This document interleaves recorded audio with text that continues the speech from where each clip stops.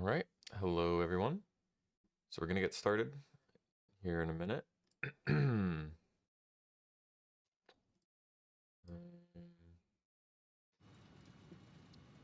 So we can continue. Let me just make sure this is the latest save in the file. Yep. Let's load it up. All right. Back in. So this is going to be fun. We managed to get coal power last stream. So we are finally ahead of the curve on our power usage, which is very nice. I am happy for it. Yep. So first things first, we are going to deposit some of our materials.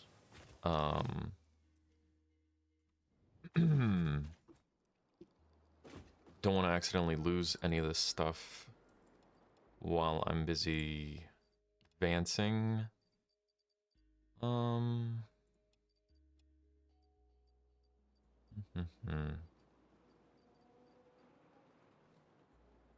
Okay. I think these are resources we don't have a use for just yet. We're focusing on unlocking steel production. Look at that.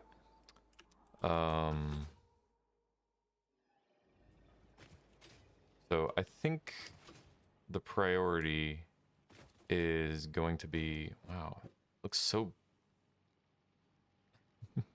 you wouldn't believe that, like, literally just 6 hours ago this was a whole forest and I cleared it out.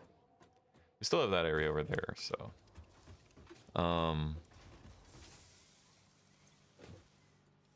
I did not mean to grab every stack. I think 3 stacks is fine.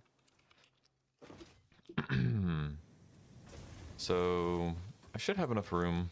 We can go and disable all of this. Ouch. Probably should have kept that.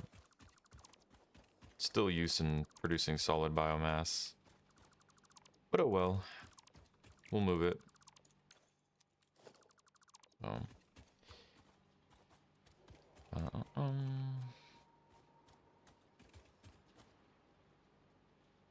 want to be careful because I don't know which cables are kind of linking the grid together. I don't want to accidentally, like, separate these miners from the rest of the grid. Okie dokie.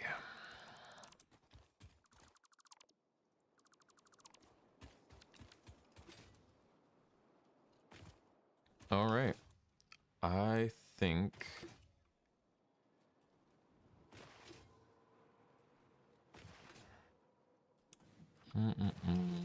we have some room to expand this stuff upward. Let's get this all on the same plane so I'm not having to sort of struggle to get above ground. Yeah, I think that's what I'd like to do. So we'll do that. We'll pull this up because I realized last stream that I'm only using half the copper that I should be. Whoops, I guess. So this node will turn into half coils and half cables. But in the meantime, pick this up. That's proper height.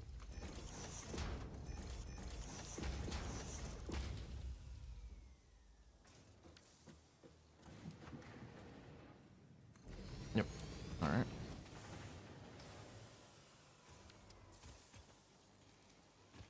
So we'll just wait for this to finish processing. We'll have to move this at a later date, but it's fine for now. So for now,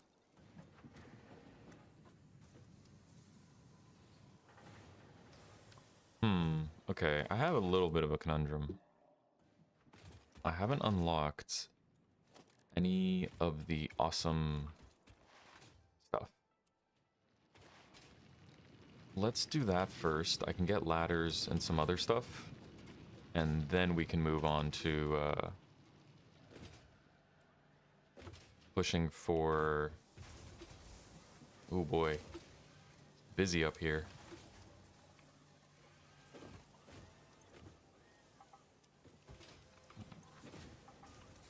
Not nearly as many as I'd like, but it's fine. You know what?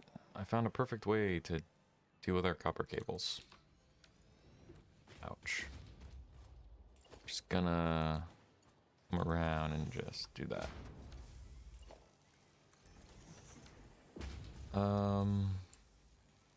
Power. Gotta extend power. So we're gonna start getting coupons. I'm actually gonna go make the alien protein or alien DNA right now.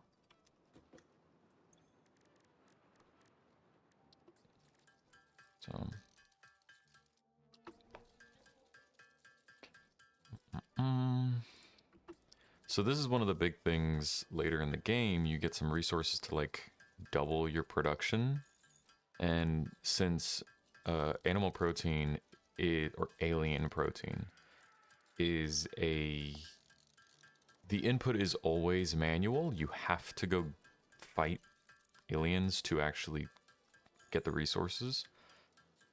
This is one of the main spots where people like to sort of double their production for the same amount of input.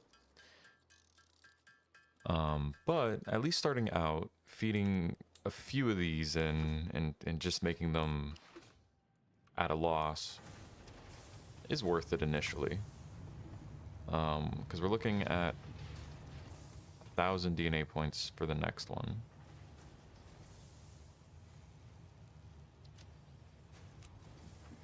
So we'll drop that one in. We'll just do this until it starts ticking up on the amount. I think it takes like 5 or 6, but it's some easy coupons to get. Yeah. I think... Well, I've already made them, so no matter what, I can't double the output, so I might as well just feed them all in. I don't know what... Oh well. But I think my goal is going to be 10, because I want wall nodes for passing electricity. I also definitely want a conveyor, like the floor holes and wall holes and stuff like that. So, all right, we got 14. That might be enough for me to get what I want. We'll see. Fun little trick is feeding a fix-it coupon into itself. Doesn't like that much.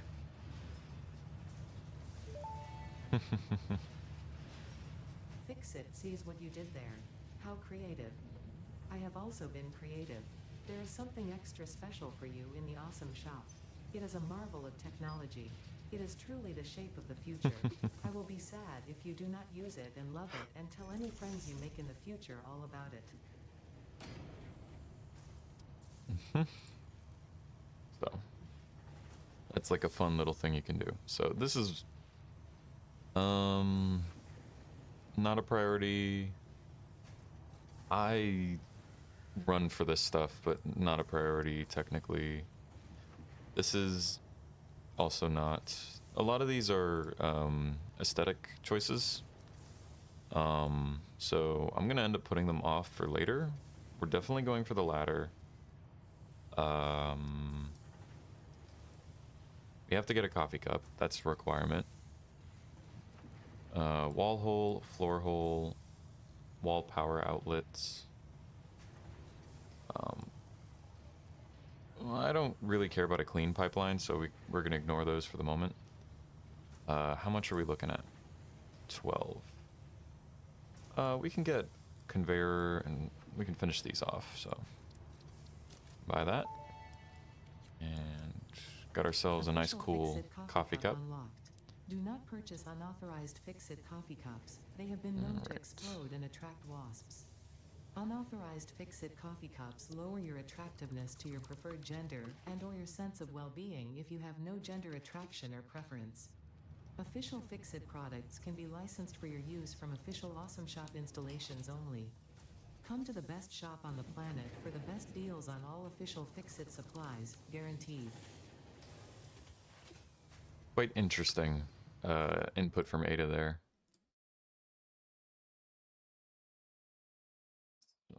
I was just adjusting something. Okay, cool. So the main reason I wanted to do that is because we unlock wall outlets, and so now I can actually pass power on the base of the logistics floor. So that's a little more convenient. Whoops. So nothing crazy, but at the very least, it'll help us out with this. I'm realizing now that should have brought this factory up higher because now I have to work around the miners and stuff, but it's, again, not a big deal. This is a starter factory. We're gonna tear this down eventually, but this is just to get us off the ground and at least to potentially completing phase 2, because phase 2 is the big one. So basic steel production, let's focus on that. Oh, can I get to it in time, or are we already... Oh, we're good. Let's go drop these off and make a bunch of modular frames. Lucky us, we can make 50 manually. Might just set up... No, I think I'm fine.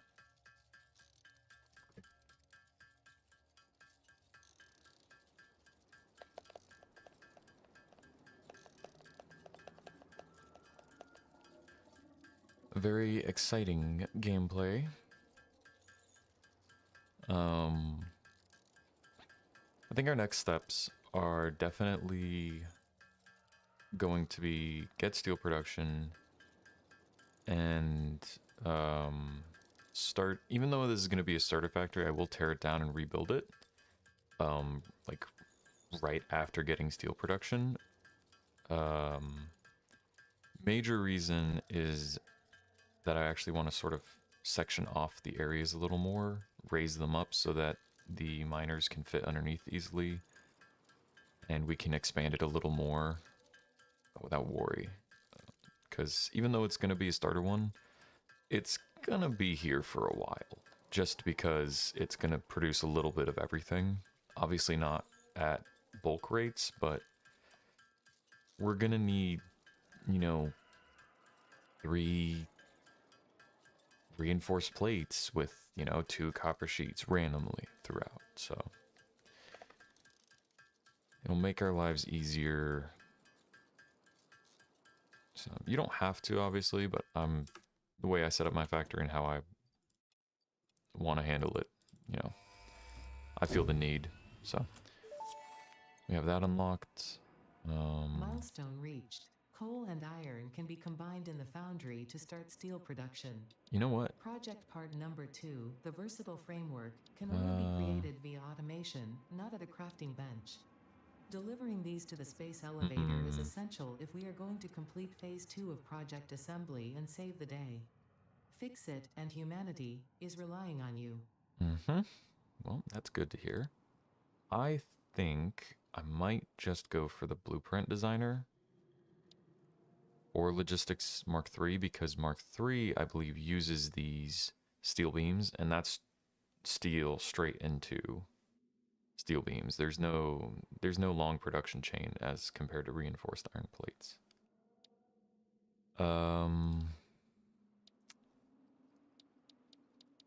Decisions. Blueprint. So that's kind of the thing. If I get the blueprint, I'm gonna kind of wait to make blueprints until I get the Mark III conveyor. But if I get the Mark III conveyor, I'm gonna wait till... You know what? No. We'll do this because there are belts that are routed long distance already, medium distance. So starting off with this will help us out. So we'll do that. And how much of each? 200? I am in luck with that, but let's get started with steel production. Or let's prepare for steel production, so... how many... Let me make sure I have enough steel plates and... whatchamacallit? Steel plates and... Oh yeah, we have plenty. And we should have plenty of concrete still. I didn't really... I think I left behind a bunch. We have almost 2 stacks.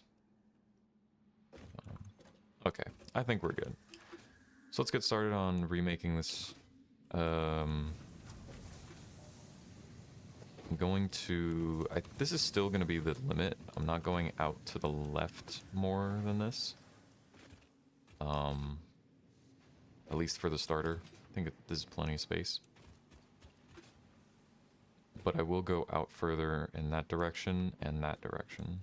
So let's put some storage containers down here on these rocks. Well, it's at least... Yeah. We'll have this as our sort of organization area just for storage.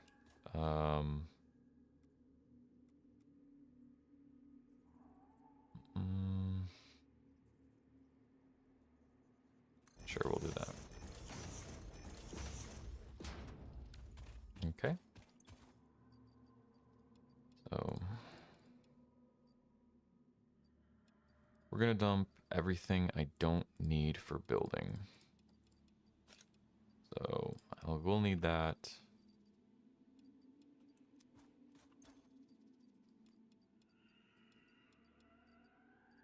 All right. Because as soon as I start destroying stuff, it's going to start filling up my inventory. So we're going to work our way... I think the easiest thing is just destroying the inputs for the factory. Let the factory run for just a little bit. And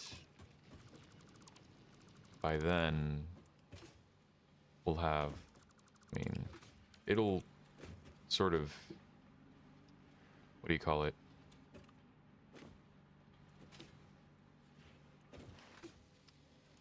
It'll starve itself, and once the factory's starved, we can start moving stuff. Well, we can start moving stuff right now, but like, I mean the machinery, more so.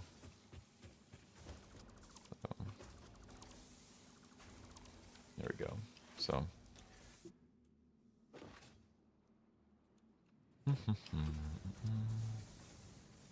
Alright, so realistically, looking at the height of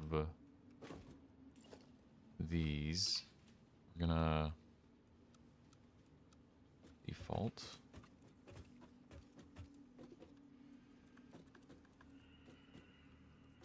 So 1, 2, 1, 2, 1, 2, 1, 2. And I think this is plenty high for the base of the factory. Yeah. So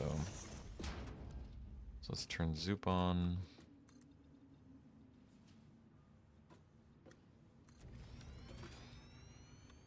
So this will be where our logistic floor will go, and then we'll bring everything up above it.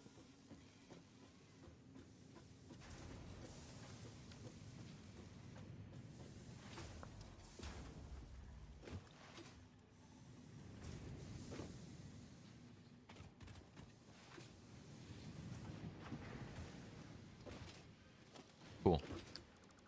So this belt is already starved.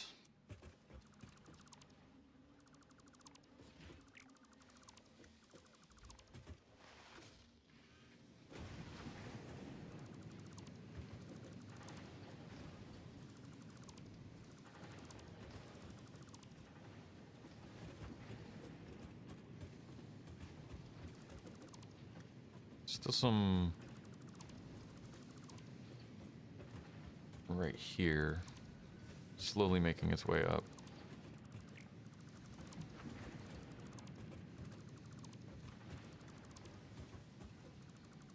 get that out of the way. Same thing with this one. Just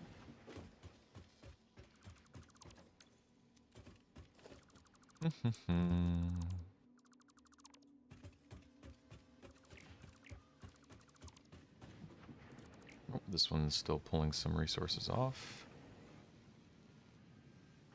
I think this one's done.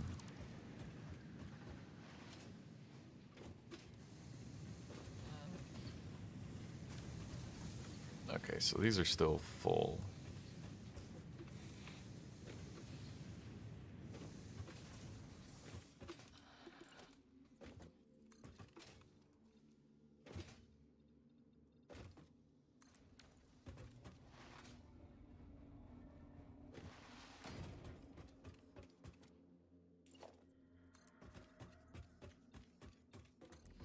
Alright, so we'll keep this dimension. I want to keep the same dimensions as much as I'm pushing them outward. Oh. Whoops. As much as I'm building it up. But I don't want to extend further out this way. Ouch.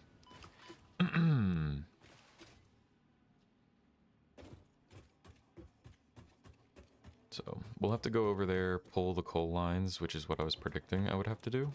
But that's fine.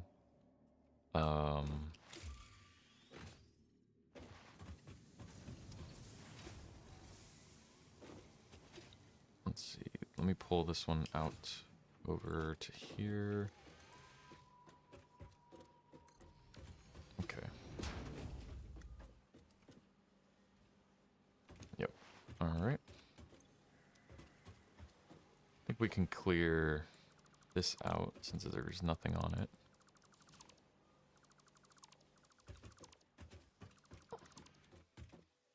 So.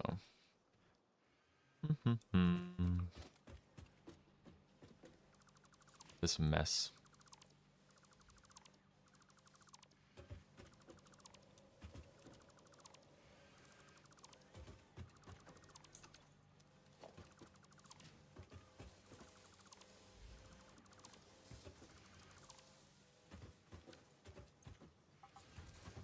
Rotors and reinforced plates are going to be king, so take as many of those as we can. No qualms with that.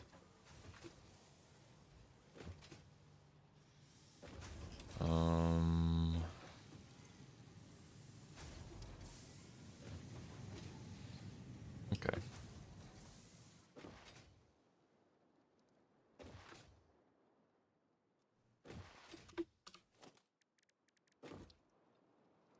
So I'm thinking, so we're going to section off the regions of the factory using color swatching. It'll help with just organizing it a little more. There's a Mercer sphere up here and a cave over there.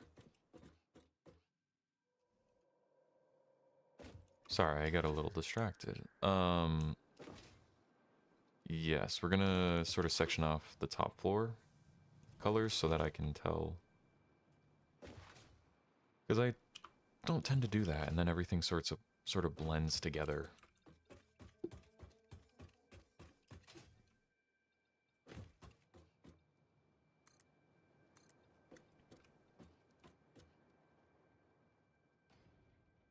Yep, there we go. So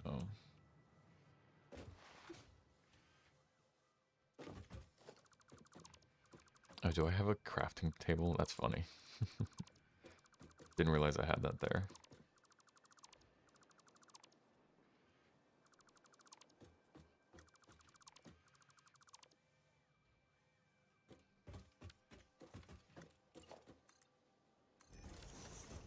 Okay. Let's get started with that. Over here we can color swatch the concrete stuff. Well, oh, apologies. This is not the correct floor for that. I'm only color swatching the top one. So up to, okay, it'll just be easier if I like this, put it up there. 2 more. And look at that, we're already floundering, so good that I'm choosing to start with concrete. That's all.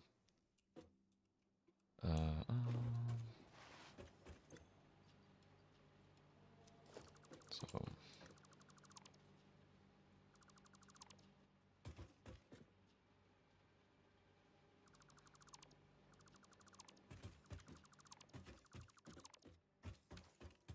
cool. So the factory does extend out 1 more on this side. So let me do that now before I forget. Okay, that intersects it.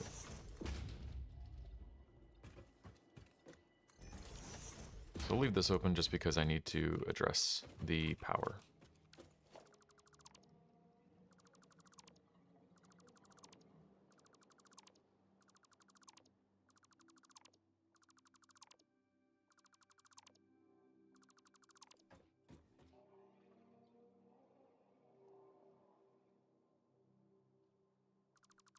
All right.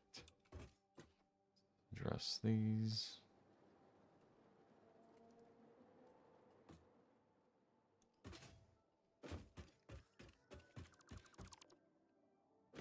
I remembered last second that I may or may not like how that ends up going. Okay, so this will be the new floor.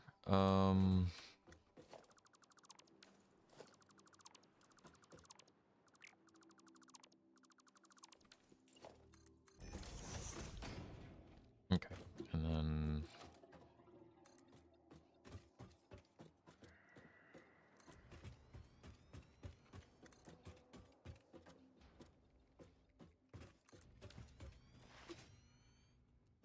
so the way I'm thinking of doing this, we're gonna set up sections, and then in between the sections we'll have catwalks, which will leave a little gap so I can drop down to this floor easily.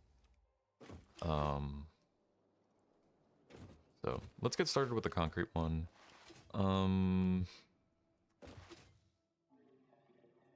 I guess we'll aim for... Oh, I have ladders now, so I can build these now. Just temporarily to get up. So we're definitely color coding the corner, but the question is how far out. So to start with, you don't need any smelters, you just need constructors for this.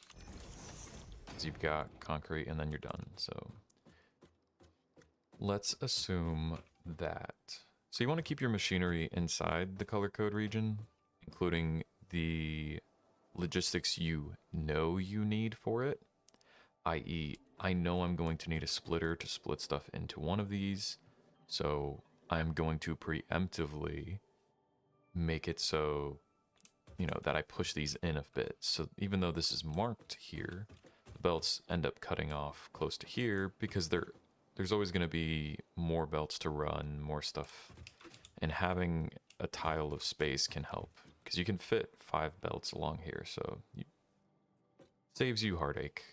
Granted, with what I'm thinking of doing, which is having a dedicated gap with a catwalk, that leaves space for 2 belts, and you could stack them vertically, so that sort of mitigates it a bunch, but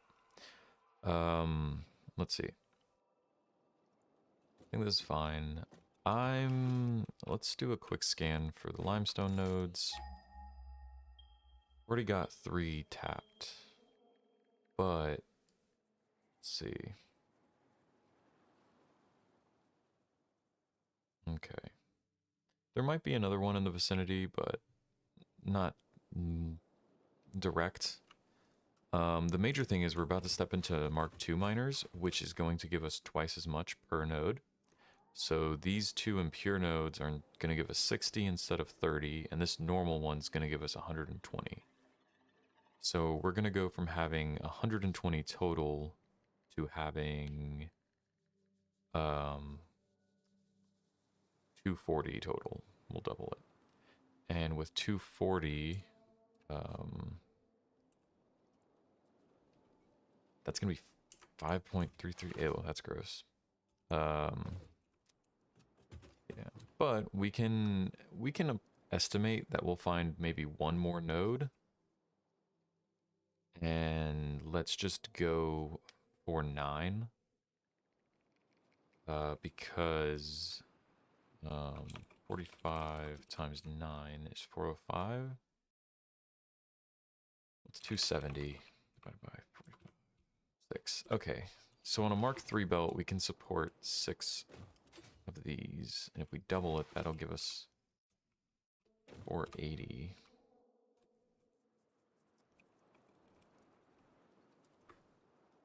So it's not... 480 won't be able to support more than 10. So I do think going for 9 and having the center ones just be off to start with makes sense. And we can feed that all on a single belt. Theoretically. Oh, tier 3 does 270. Yeah, we can do that on a single belt, theoretically. Start with... Where's our logistic line? Here it is. So we'll have a splitter.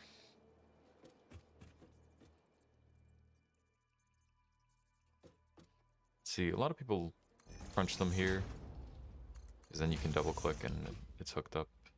I think I actually will do that, just due to space. 3, 4... Okay. I need more cables. So let's go get that.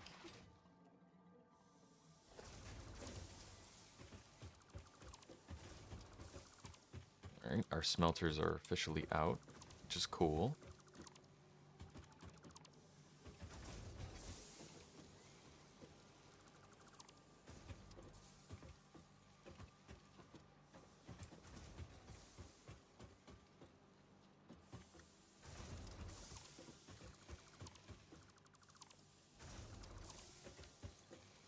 So these are still producing stuff.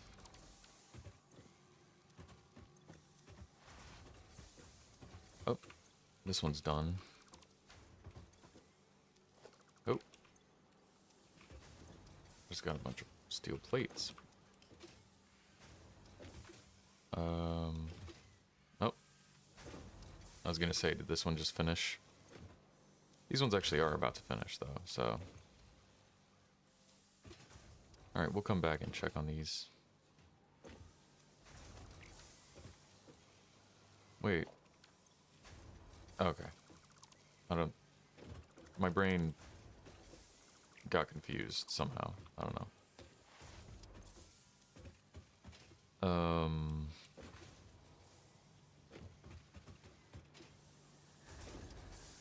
Yep.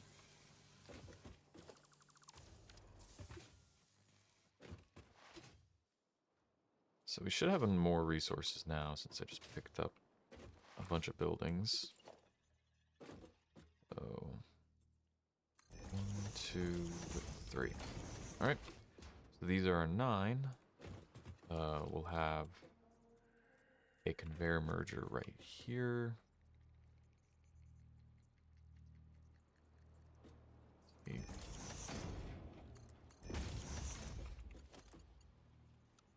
See, that's funny. That's straight. It doesn't like that.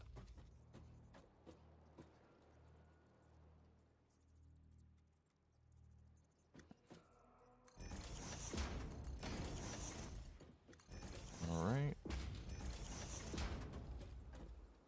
I like doing things in just multiples of 9 because it makes the splitting and merging very simple. I don't need to really think that hard.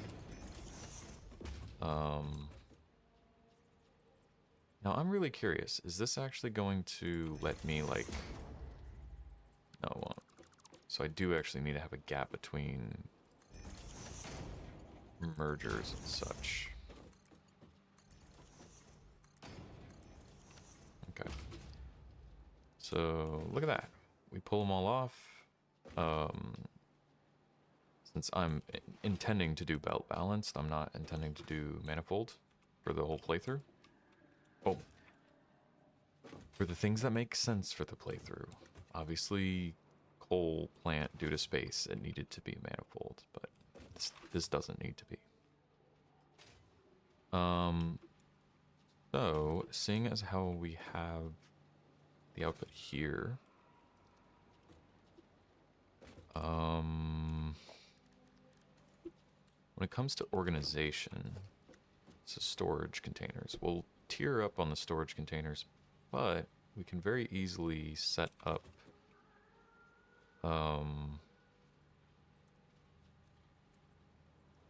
let's see, quite easily fit. No, there's no point. You can't fit like that. Quite easily fit, you know, a chain of 3 without exceeding the limits. Obviously only facing one side, but that should be more than enough of storage capacity. So I'm not really too worried about that. So we'll have our output facing this way. No, I won't. It's not really fair. Because that's going to require a logistic belt going on to the marked, the outer edge, which kind of defeats the purpose. Alright, are you going to work with a straight belt? Oh, you will. Cool. Two should be fine. And I think I can end up routing them once I have the what do you call it? Industrial storage containers that have 2 inputs and outputs. I can route an output over and feed into 2 other storage containers the other direction. So I think that's fine. Right, so let's start doing color swatches. I'm going to leave this bottom layer for whatchamacallit. So this did black, this is blue. So just as the primary color for foundations. Okay. I'm thinking I'm going to keep the bottom row of swatches for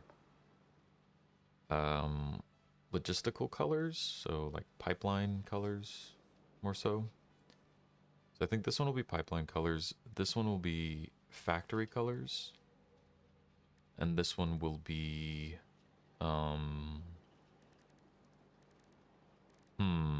what do I want to do for these? How do I want to split them? Because I'm like, oh yeah, you know, pipeline colors, but yeah, I do think so. How many different gases are in this game? Oop.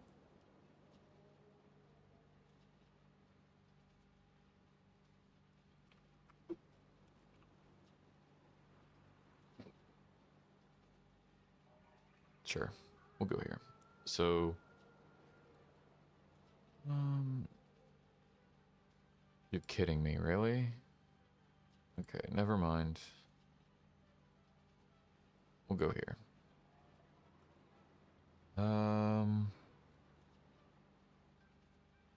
We go for fuels. Can I just pick oil? There we go, fluids. There you go. So we have... Yeah, maybe pipelines. Pipelines can tell me what we can transport. Hey, here we go. So we have this many liquids and this many gases. So theoretically, if we want to differentiate what we're transporting by fluids, we would need, you know, let's see. I mean, I think, okay, I wish I could block these, but, you got water,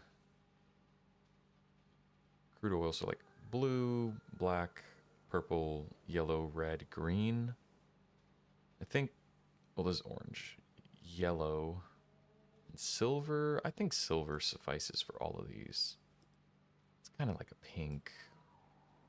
Oh, geez. Okay, maybe a pink then, since I'm seeing more of pink or purple with these.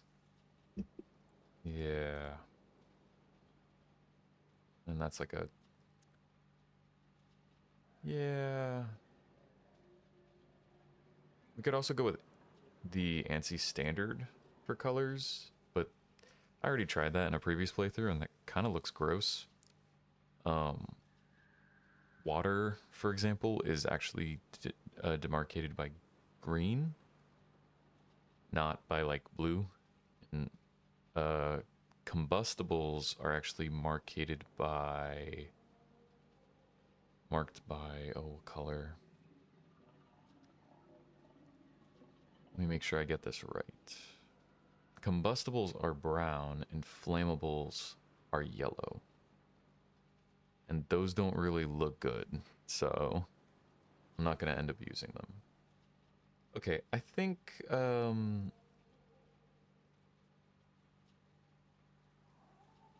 these are quite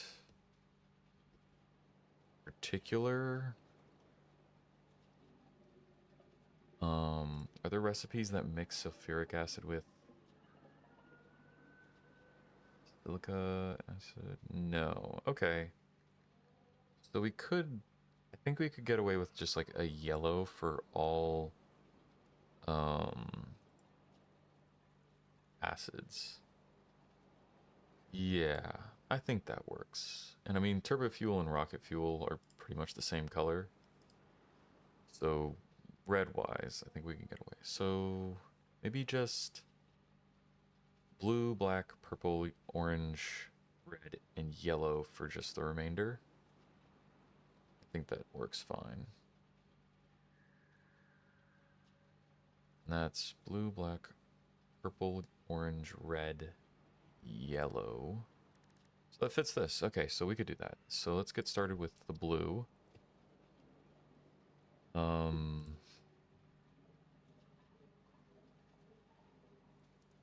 um, we'll just go with a solid white as the sub one.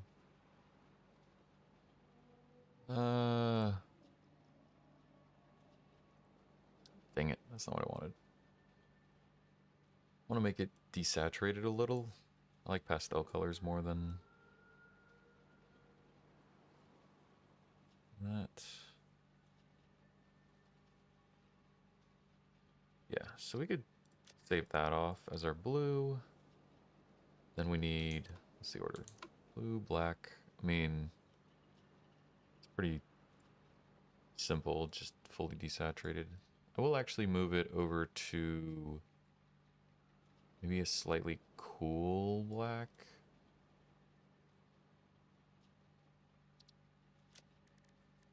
Not just like pitch black. We've got purple.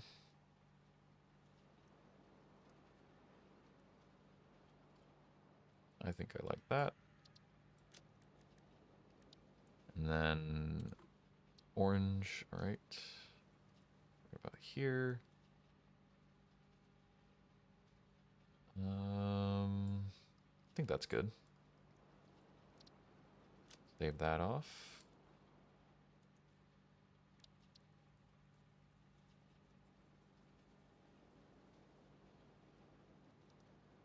Red, you have to be careful because once you start desaturating it, you really quickly end up in like pink territory. So, and the last one we'll do, I think we'll do like a greenish yellow because some of the ones I saw are like green.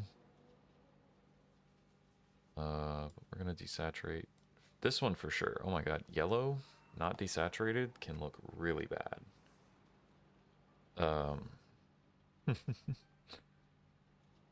So we'll do not that desaturated. Maybe we'll actually lean closer to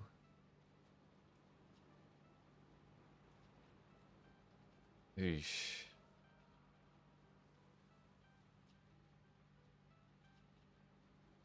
You know what? Maybe actually desaturating it a lot can go like. See, you end up getting like faded green. I think we can live with that. Yeah. Okay. So I think that's our pipeline palettes for different fluids, at least for the moment. And the whole point is that we can, since the colors are going to stay the same, we might just change their tones. The pipelines are still, we don't need to like switch out the colors, so they can stay the same. That's the major benefit. So now for our factory colors.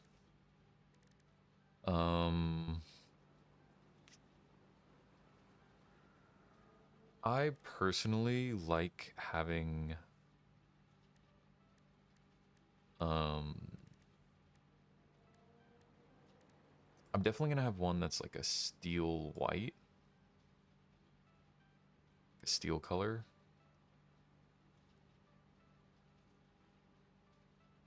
Let's go with like a dark blue. Purple actually does work pretty well for steel. Or pinkish maybe. We'll do that, and we'll keep this very muted on tones, I think. Give it, you know, we'll go right there. So this is kind of be our boring pattern. Not really, but then I don't know what I want for other ones, but the primary colors are distinct enough for this. I actually do like that one a lot. Do like that one. I also like this one. You know what? I like this color swatch more. It's like a nice, lightly pastel white. Might make the default factory swatch this one actually. But okay. Can I return that to its original color? Oh, that swatch is lost to time. I lost it. It's gone. But we can, at the very least, start painting the edge of this. So this will be our concrete. I think this should be enough concrete for the starter factory. Oh, did I paint this white? Yeah, I think I did.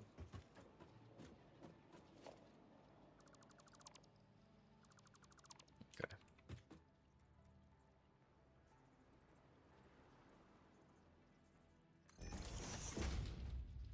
And I can... Yes, I can. Okay.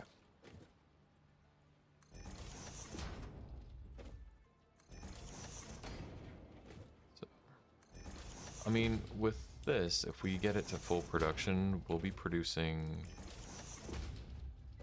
a solid, okay, we're missing cable, fun.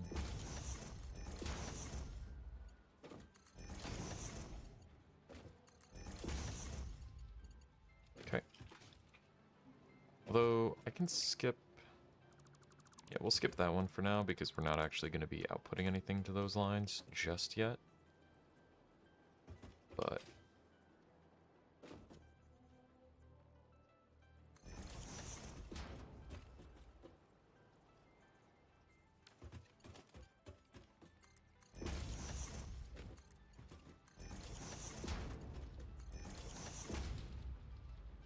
alright, I need more cables. Shucks. Running low on everything. Because I've used it all up.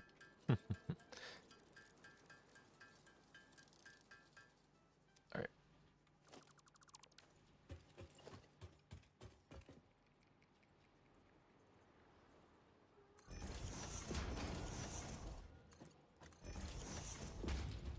Alright. then we'll need one more right here. So, already messed up my rule. Unfortunately, I didn't realize... Actually, I could get away with flattening this because... yeah. I don't actually need to do it this way. There's a way to do splitters vertically, which are a lot nicer. I'll have to do more research, but at least for now, we can put a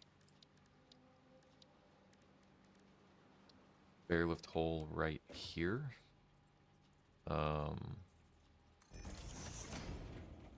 Just have it output into there. So this will feed the whole thing, at least. I do need to actually work on researching, I'm realizing, because tier 2, oh dang, I completely forgot that I had the awesome factory going this whole time. It definitely took all my cable, didn't it? I'm out, aren't I? No, I'm completely out. Luckily, I think I have some saved away in...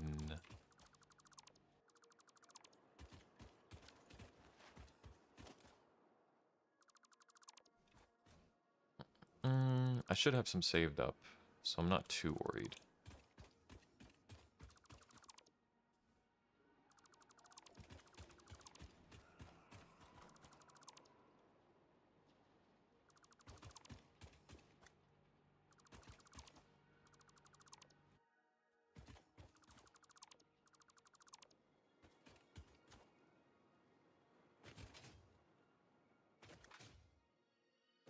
Alright.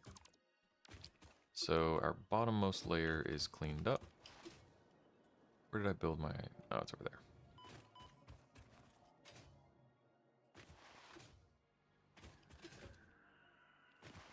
Should have more cables here. Yes. Perfect. Okay. So I do want to work on Caterium. I'm forgetting about it, but... Oops.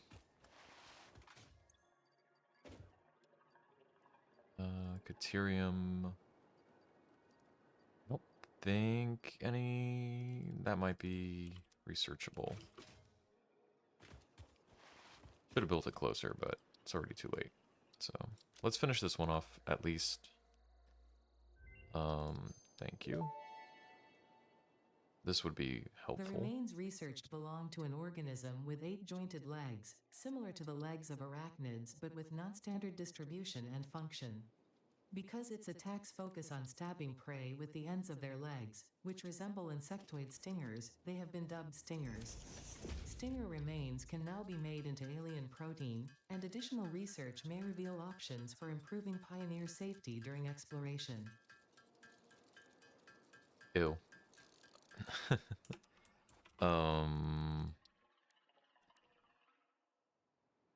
I had the cable, I'd go for it, but I don't right now.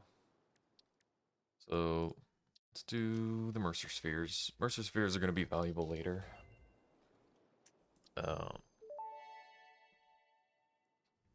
Mercer sphere analysis completed. Established local planetary signature of massage 2, AB, B, in the local Mercer sphere signals, allowing them to be tracked by the object scanner. Mercer spheres can also transmit data between specific... Witness our scripture, witness our windows. Have you come to defile our shrine? Sing us a song. Arguing the existence of intelligent alien life. While Fixit has figured out the method, all of the original data is still untranslatable.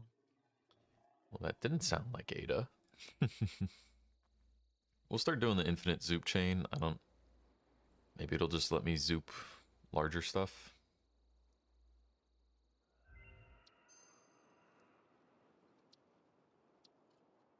Oh. I don't know why I expected the mod to include Ada voice lines.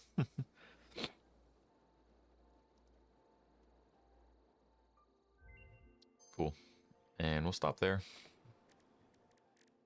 for that research. Yeah. All right. We need Caterium. Can I research? Can I search for Caterium more? And do we have any near? Because if we have some near us, I might take a detour. Oh, we do. Oh. That's on top of stuff. And that's also on top of stuff. Man, so that's normal purity. That's pure. Oh, there was one right there? Jeez. Okay, let's go to the power plant and just see what we got. So the main reason why I'm upset about Caterium is, or I'm not upset about it, but in a previous playthrough I kind of neglected it, only to find out that, like, it's not actually that hard to get Caterium. And Caterium just kind of goes into copper coil or quick wire, but the main thing is that quick wire ends up being useful for, like, a lot of late game stuff. So by putting it off till later, I kind of bit myself or hit myself in the foot. I don't know what you say. All right, let's go up.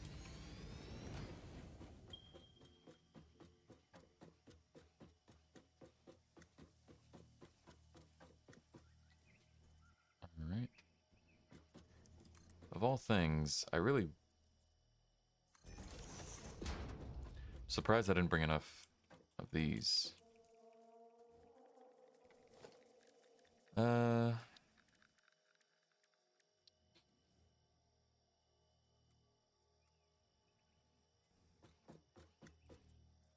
Really? That's where it's gonna show up?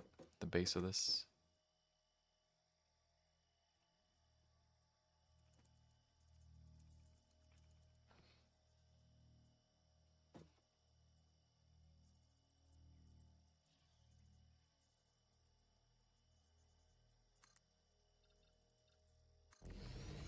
All right.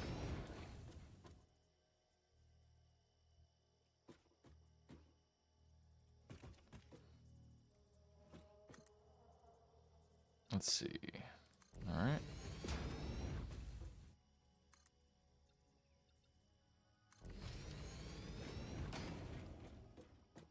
Hey, there's a Mercer Sphere right there. You gotta be careful because I think the spiders are here. So, gotta be a little careful lest they get me. But theoretically, it should be right here. Hey, look at that. And this is a pure node. Ooh. Ouch. Cool. Oh, there's another guy.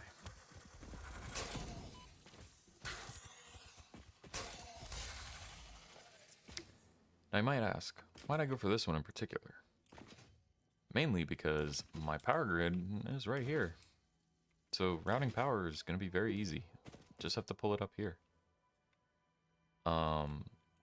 And that is not that big of a deal. Obviously, okay. Ouch. Ooh, okay.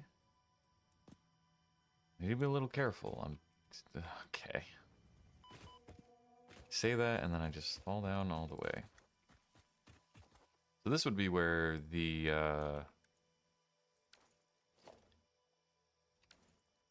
wall ones are actually very useful. So we're going to switch the biomass burners actually over to 9 or 0 actually, because they're no longer a priority. Coal power generators are still a priority. That's still what we're using majorly. But no, shucks. Has to be attached to a wall or similar. Well,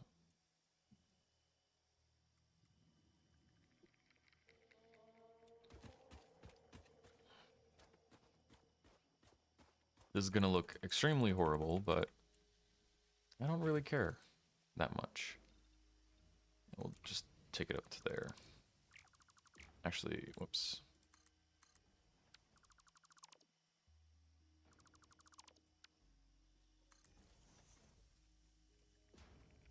Really? I'm missing iron rods? I should have some iron... Oh, wow. I do have that.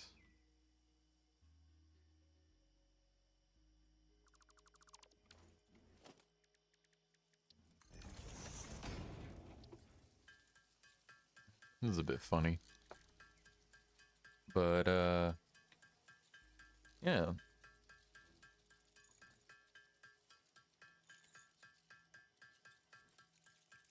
While dimensional depots will make it more convenient, at least setting up Caterium, doing the Caterium research, getting through to some of the more advanced components in the tree, that's going to be very valuable later. So I want to do it now before I forget, because I will, you know?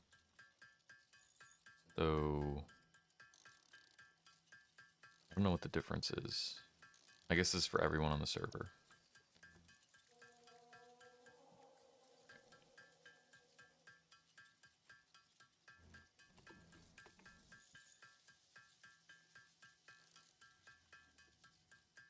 Okay.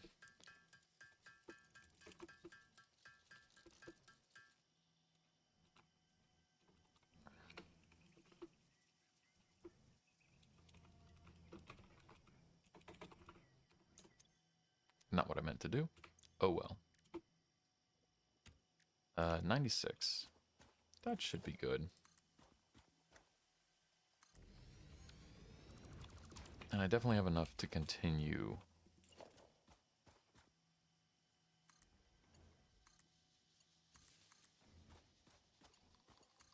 Okay, cool. So.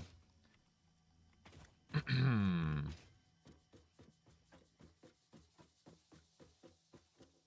climb up here.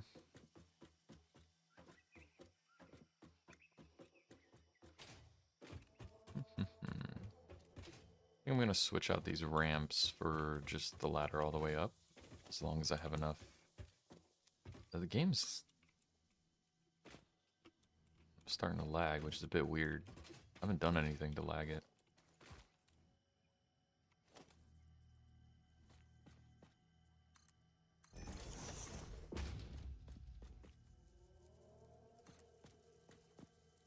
Jeez, the heck?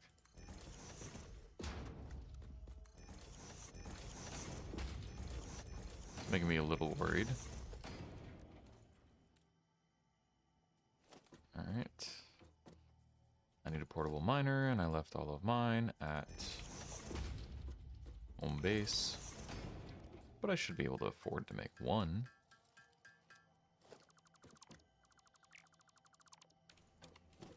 Yeah, jeez. Okay. Gonna...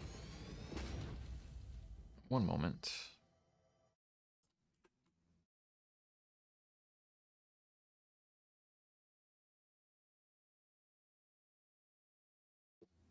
Alright, sorry about that. I just had to pull up something to monitor it.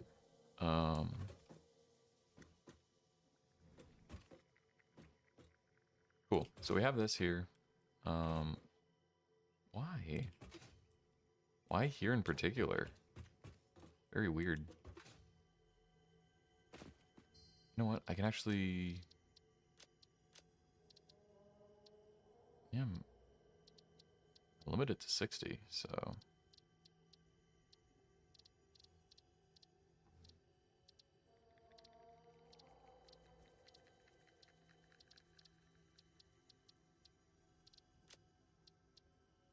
Can I have it show me my FPS? That would be nice.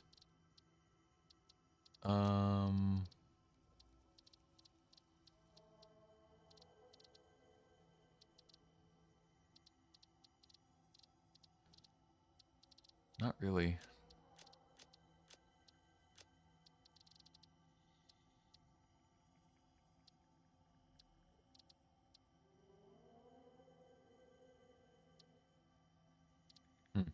Alright, well, I'll just have to monitor it, I guess.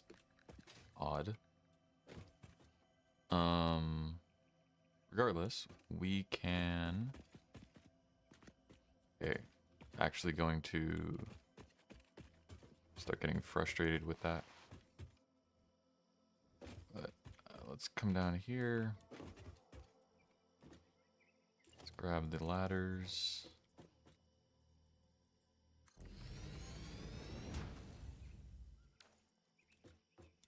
And I wonder if that's high enough to go straight out to that platform. Actually, I just realized, you know what? We could do this.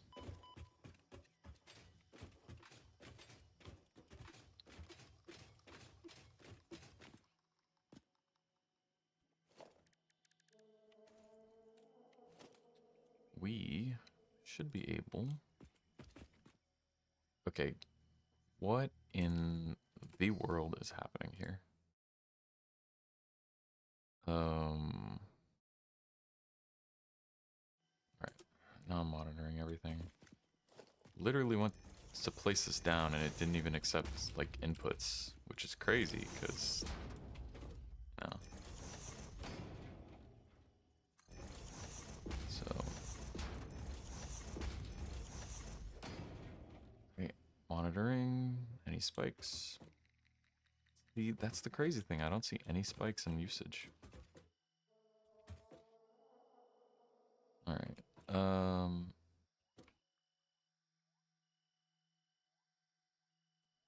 can't even trigger it.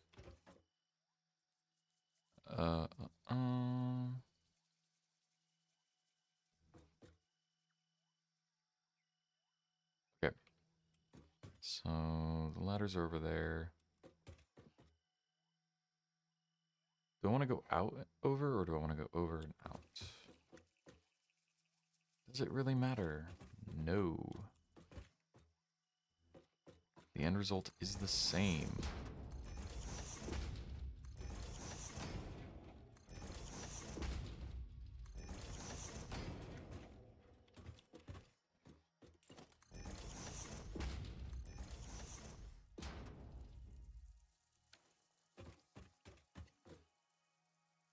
Alright. This works. We can pull the ladder up to this. So, let's head back down. I'm going to lose my mind with it if it keeps doing this lagging thing. Ooh, this is gonna hurt. You know, like 15 things hit me. Dude, what in the world? The crazy thing is, like, nothing... Like, does that happen while I'm down here? Oh my gosh.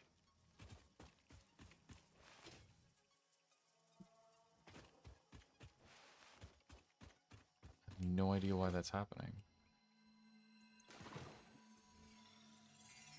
Very frustrating.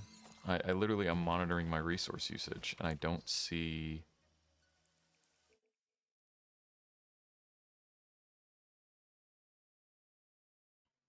Here, what if I made this bigger?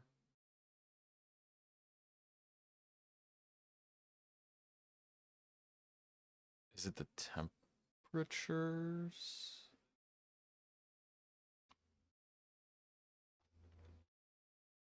Ooh, that is pretty hot. Why is it so hot? One moment. Debugging some hardware.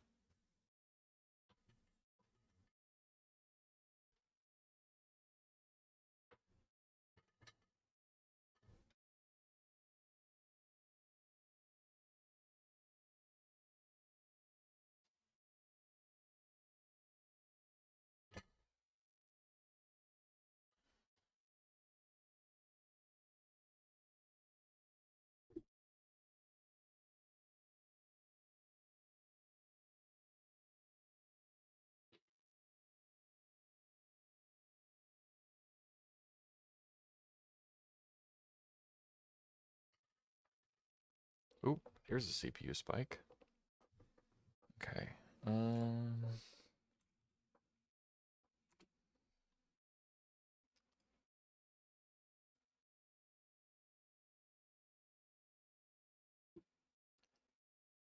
That's where it is. Mm-mm-mm.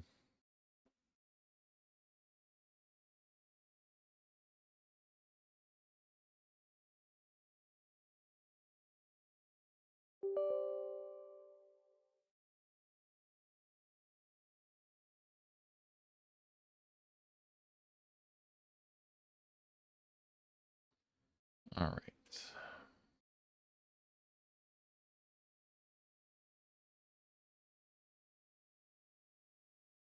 Oop, didn't mean to close that. I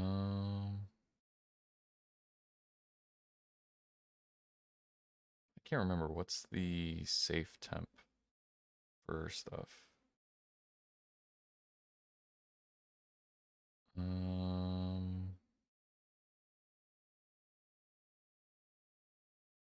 It's pretty high.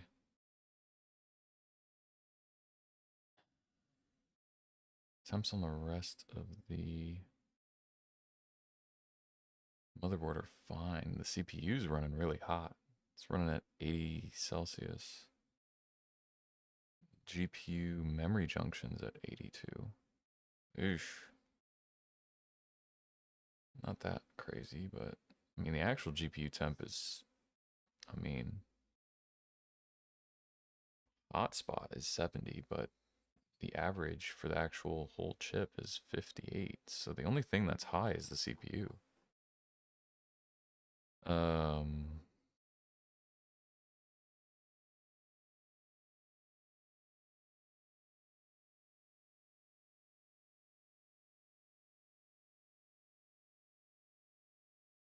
oh, my audio, what's my audio bit rate? Oh, the audio bit rate dropped. That's really weird.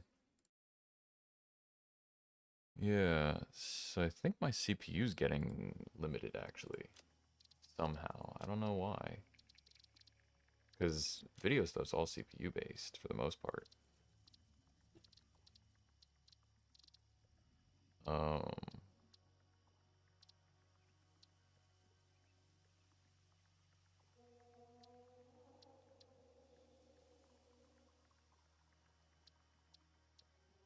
yeah, I mean, we already have stuff.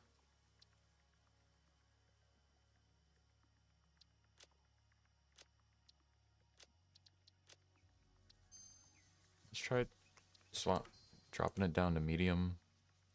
The game's not going to look as good, but maybe that'll improve things. I really don't know. Kind of annoying me that this is happening at all, but until I can figure out why, let's just make some iron rods. Oh geez, what the heck? I mean, you can even see it like jumping like that. Why is it doing that?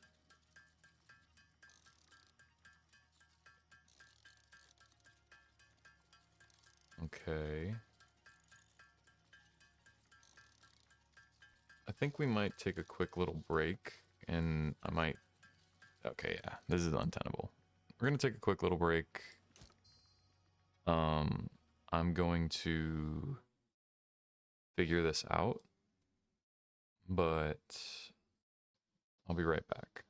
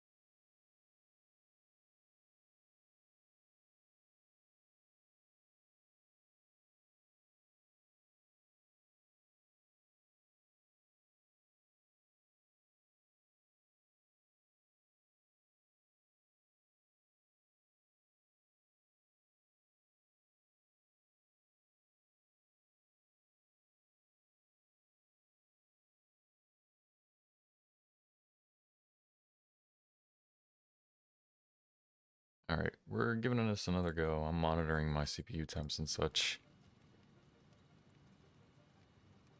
So, geez.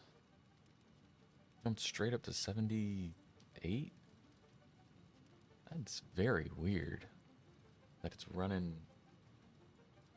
so hot. Like all of a sudden, you know? Let me check something real quick.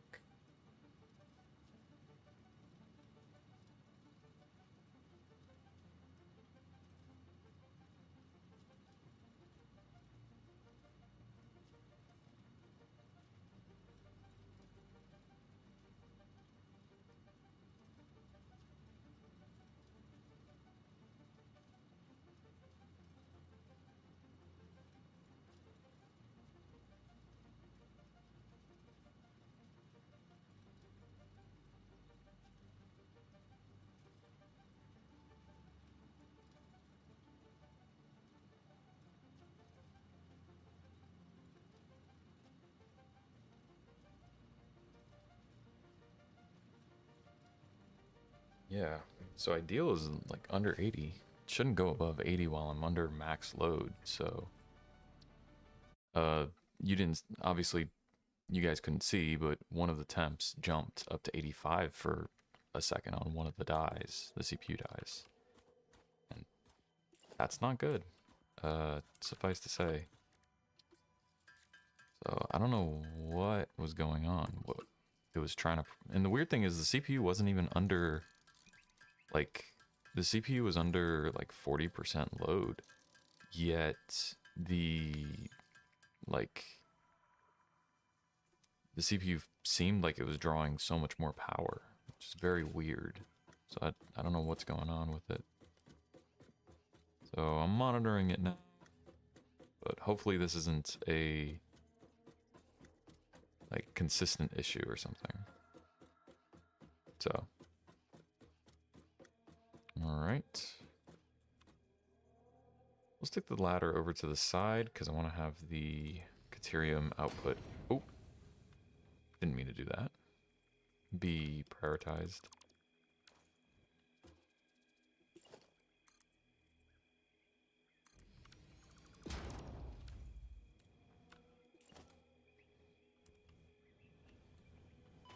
Ouch. I thought I would grab the ground, but I guess not, you know? Why would I grab the ground? There we go.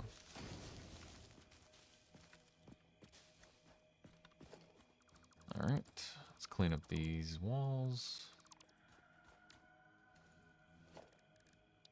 And on that note, let's actually...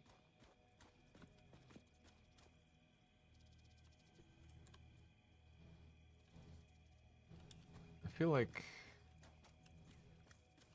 Does this need to be that in? Yeah, whatever. Alright. Yeah, see, the CPU temps are sitting around 70 now that they cooled down. So the fact that they were jumping up to 78, 80 is just like, okay, what are you guys processing? Oh, jeez. Didn't mean to do that.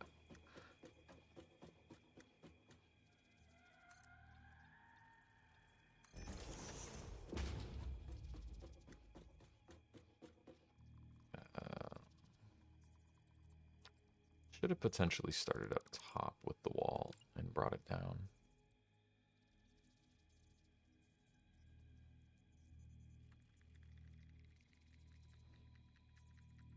Can I see the ladder through this? I can. Oh, jeez. Oh, and I built it on the center line of the ladder. That's kind of funny.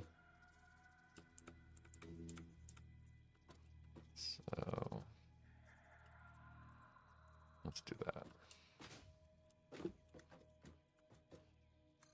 We're actually going to use the basic wall 1 because that is a little nicer on appearance.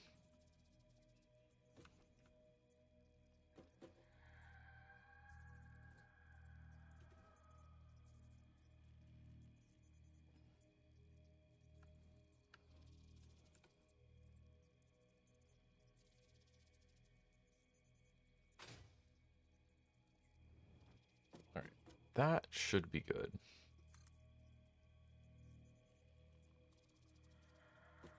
Just gonna build one. We'll go handle this. Yeah, see now the temp's up at 80 again. Well, that's not the temp, that's the wattage, but it's sitting at 70. Even at like max. It's very weird. I don't know what just happened. I'll be contemplating it for a while. So, real quick to cover what I'm referring to by like opinion on stuff. So the 1 meter walls look like that.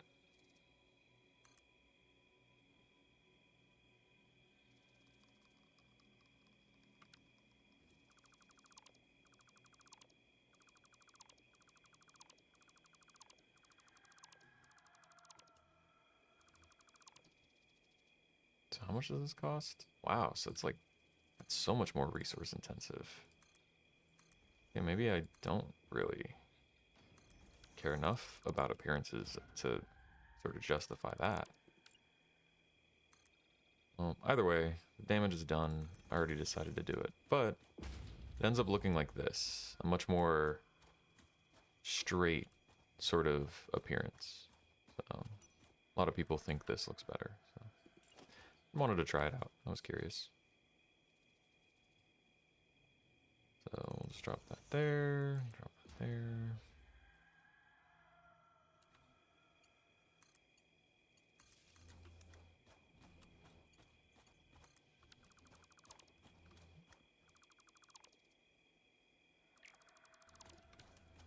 Alright.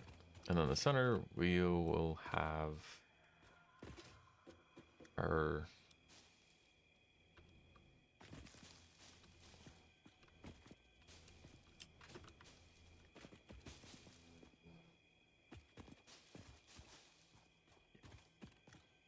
pull it down here. So, I mean, honestly, I don't even, unless I'm gonna pull it over to the starter base, I'm not gonna actually pull it over. I think doing fine just having it close. So we're gonna pull it over to here.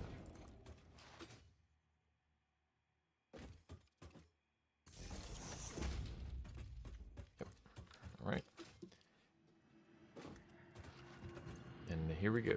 Got ourselves some Caterium ore. So I'm gonna make myself a crafting bench and the MAM here. Just because I actually have to do some of the researching for it to sort of count towards stuff. So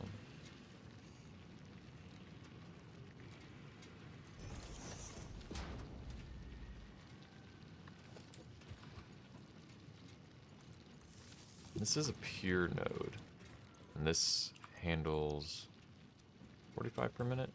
So let's just temporarily do this.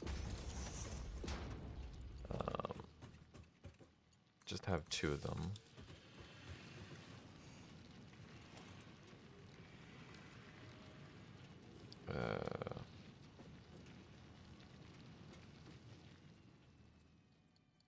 So does this work? Okay, looks like it works. Really? Come on. So like, it's fine with default being here, and then I can just pull it. See, that doesn't make sense. So if I pull it, let's see. So if I pull it here, pull it around this way, and then feed it in, It's perfectly fine with that. This convoluted. Okay. I don't know. I don't make the rules, apparently. But these will both smelt Caterium. So that will be nice. And we can put a Mark II on this one.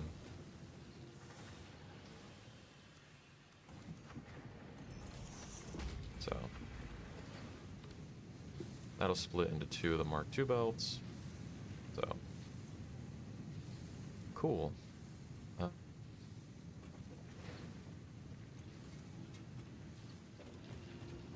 We'll make some of the Caterium ingots ourselves.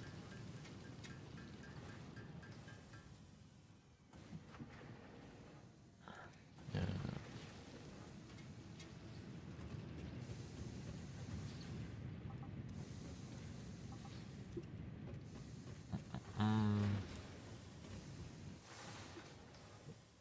So we'll pull it all the way out to here, and then we'll run a belt all the way down.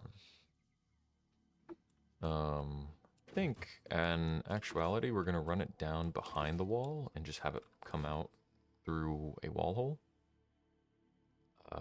Because we're not gonna route it all the way to the bottom. We need clearance. So once I get the blueprint machine or the blueprint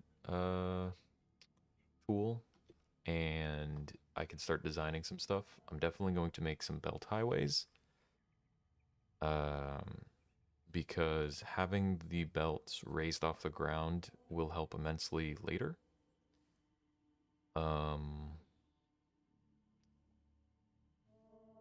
Yeah, I mean, that's all that I can really say.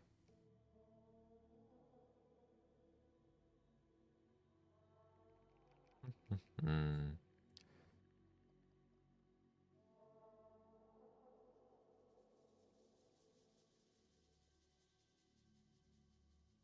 I didn't even realize there was like snow-capped mountains, because like this is not.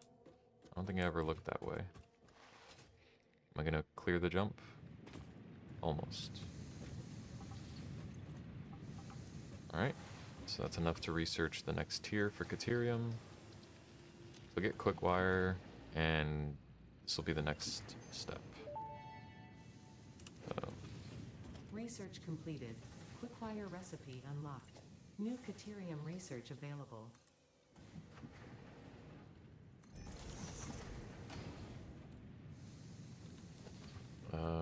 We'll build 2 constructors.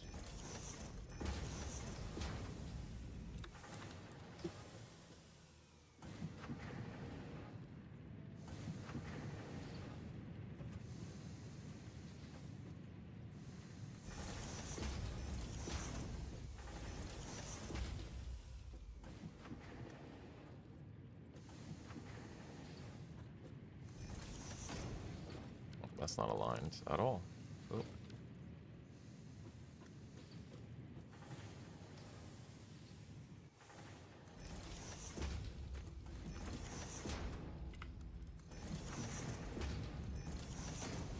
Alright. So this is making 15, 30 per belt. Quick wire, 12 per minute. So it comes out mostly the same. A little bit of a nuance, but I mean, not that big of a deal. Let's grab the power line that's going to here.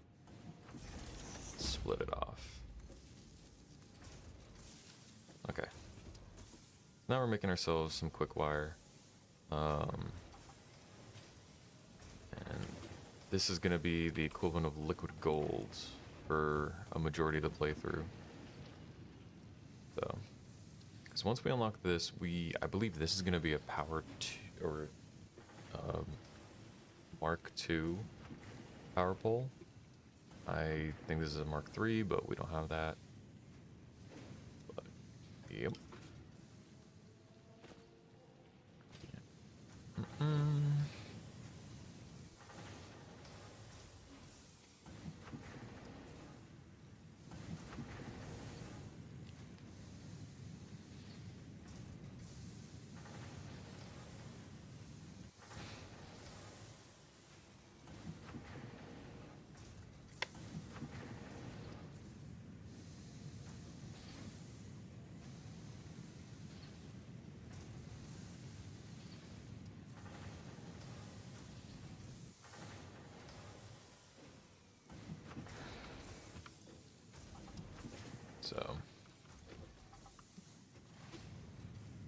We can come by, pick up some quick wire whenever we get the chance. Use it to build stuff. So this is the, yep, the big thing. These also are a big deal, but options available. Congratulations on finding this metal. Many Fix-It initiatives will benefit from Deuterium's applicability in advanced engineering. Also, it is probably not sentient, and so unlikely to feel pain as we exploit it.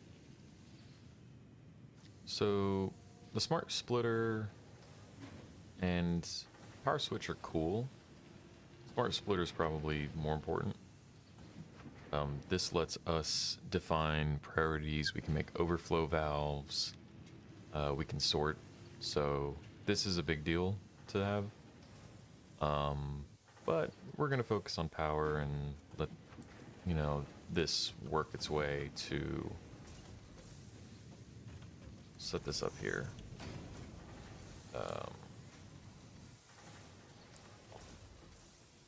Building a nice repository of quick wire.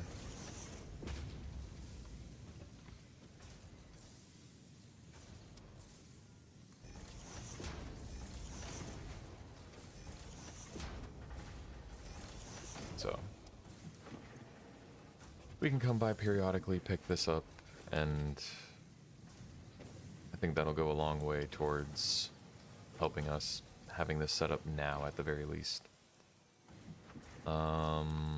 Let me make some quick wire myself just to get the Caterium ingots out. There's not really a reason to use Caterium for anything else. There are some alternative recipes, but with how valuable quick wire becomes, it's debatable. You can choose to, but you know. Alright. So I think we will stay here for a little bit longer until we get the 300 required to make tier 2 power poles, but after that I think we're ready. So we'll continue then with our factory. Trying to think. So we have our concrete is done, I'd say. Just getting more input is all that matters. I think right next to the concrete, we'll put our copper region, and then we'll put our iron region right there. I want to split off the copper and iron regions into their smelters, because now that we're getting into the higher tier belts, putting more resources onto a single belt feeding multiple machines becomes more appropriate. Right now, obviously one belt to one machine is kind of how you do it, you know, just because the resource nodes also only output, you know, 30 with an impure node. Is it 30 with an impure? Really? Oh, that was a risky jump. Is this really outputting 120? Oh, wow, yeah. Okay, so it's 30 with an impure node. If you're lucky enough to have a pure node or a normal node, you get 60 and you split that onto 2, but you can't really set up a line because 2 smelters caps out your belt. But now that we have even just tier 2 belts, and we're about to unlock tier 3 belts, we're already looking at being able to feed 4 or even like 9 smelters. So by that point, that's when it becomes more viable to have a actual like single line feeding in.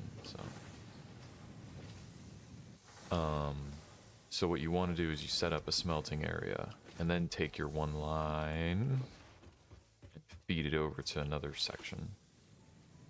So I think that's what we'll do. Okay, that should be enough by now.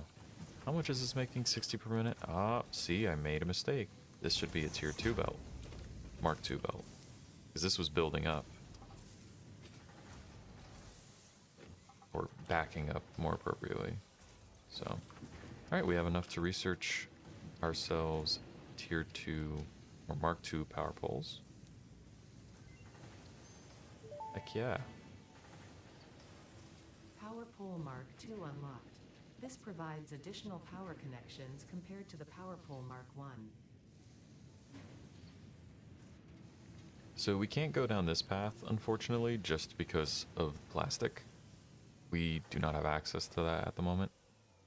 This we will get access to, so I'm hoping to stock up a few stacks of Caterium before I leave this area, at least.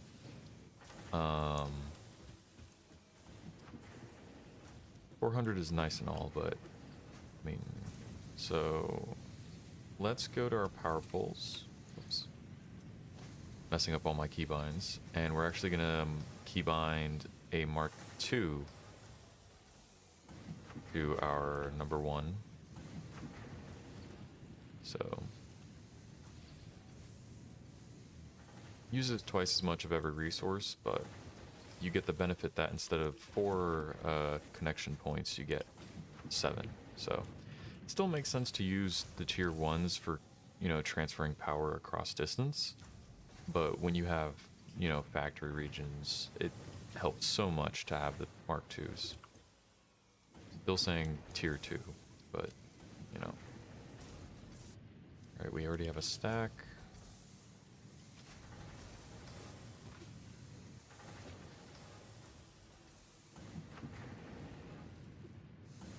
And let me see, I think theoretically 45, 45, 45, that is too many.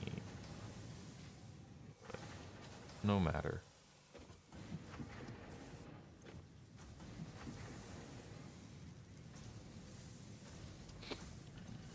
Alright, I think we've got enough. I'm not going to wait till 2 stacks, I can't help myself. But let's grab that Mercer Sphere since I'm already up here. Ooh, and there's another one right there. We'll go grab this one, and then we'll go grab the one that's over there. So, because this seems to be an easy pickup.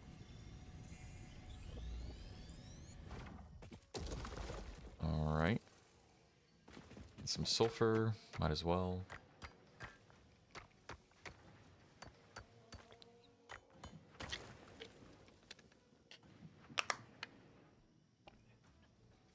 Perfect. Shouldn't have done that. Oh well. Ouch. Oh, there's a guy right there. And look at that. Cool little factory.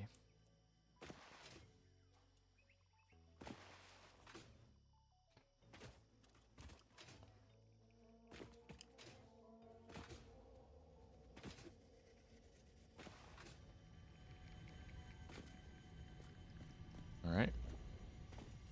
Pick this one up and head back.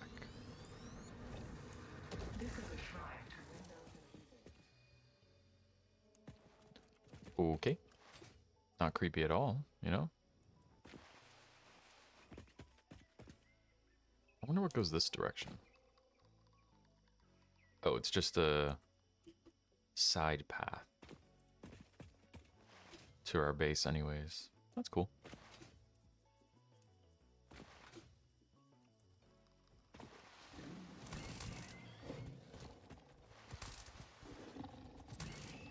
There we go. Oh, you were still up. I didn't realize that. I thought I got you enough times. Oops. Hey, it happens. See, now it jumped up to 80 degrees. What the heck happened? I don't think I... Something in that region is just not playing nicely. I might know... I might have a mod installed which is causing it. Because I did install a mod that claims to like improve the graphics and sort of how it renders, but there's also the chance that it's causing this. Because it's in this region in particular, and it's actually kicking my computer's butt. Oh, don't tell me it's up there. That's right here, perfect. Okay, let's Get out of here. We'll pull that copper node later. Same thing with the coal node. I want to leave this region and see if that improves the temp of my CPU before it starts doing that thing again. Alright, so let's see. Once we're back out here... Okay. Yeah, so now, yeah, the CPU cools off immediately. All that foliage, that might be the issue. There just might be so much foliage that it's not liking it. Still shouldn't be tanking my temps like that. But it's something to figure out off stream. But alright. So these have all sort of tapered off on manufacturing. So let's pick up more rotors. Oh, we're all out of screws. Look at that.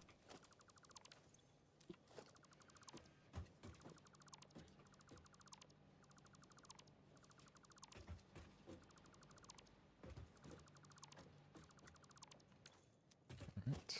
Just have to make sure I'm still good and not wasting resources, because when you break stuff, you don't get a dismantle crate. Alright. So this is all starved out. So we can start cleaning up around here.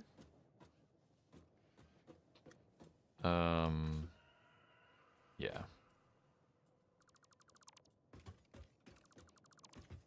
Now, these are out of power. Which is fine.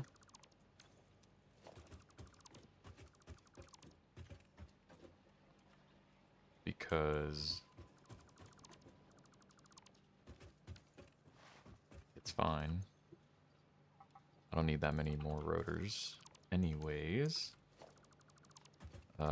We'll leave the crates here just for the time being, but let's get power properly onto the regions. I'm gonna deconstruct all of this. Oop, I didn't think that one through. All right.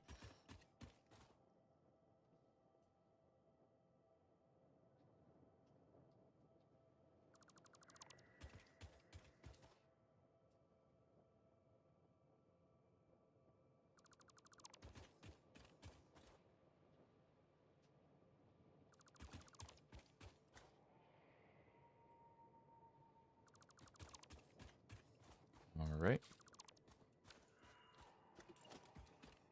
Let's bring these. Oh, whoops. All out. Didn't realize. Let's fill up this crate with. Can I reach it from here? Nope. Because of course I tore stuff down without being able to reach it.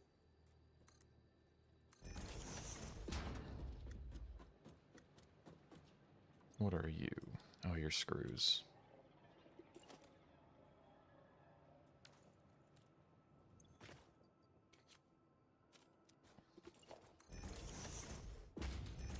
Alright. You're gonna be the screw container. You'll be the reinforced plate container.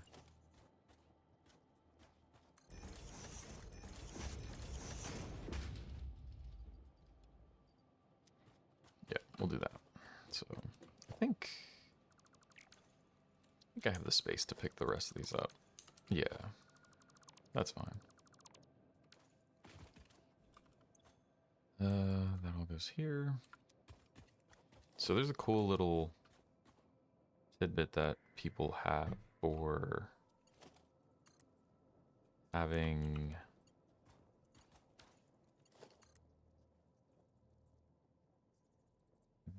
these organizers. Where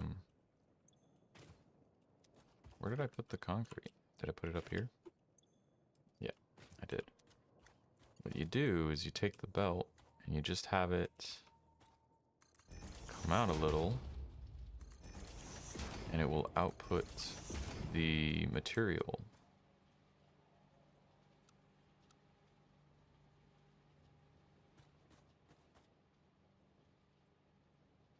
So, unfortunately, because I built these on a second level, I gotta pull them down like that. A little annoying, but whatever. So, let's dump this in there. I don't have enough slots, I can tell you that right now.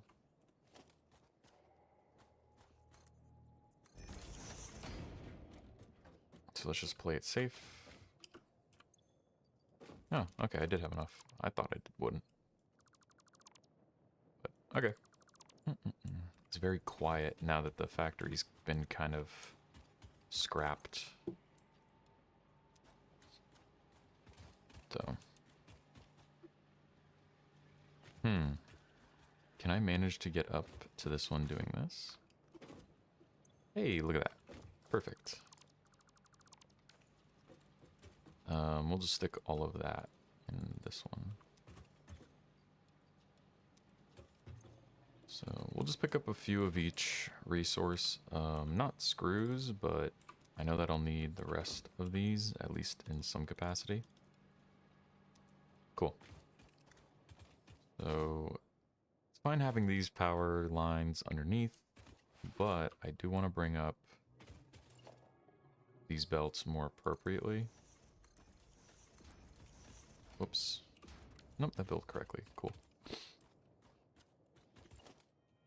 Alright, let's see. How much can I zoop? Are we looking over here?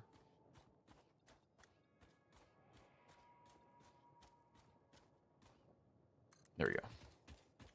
So this will be our starter factory region. We might extend it out a little, but I think at least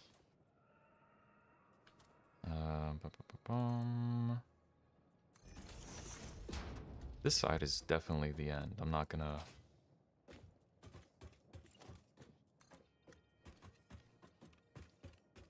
let's aim to get this over here first.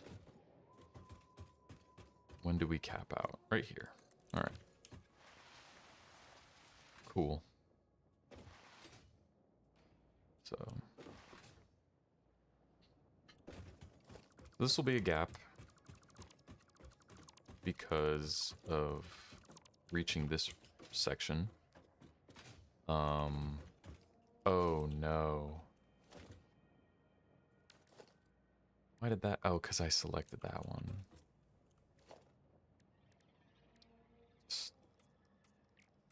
Please be all this.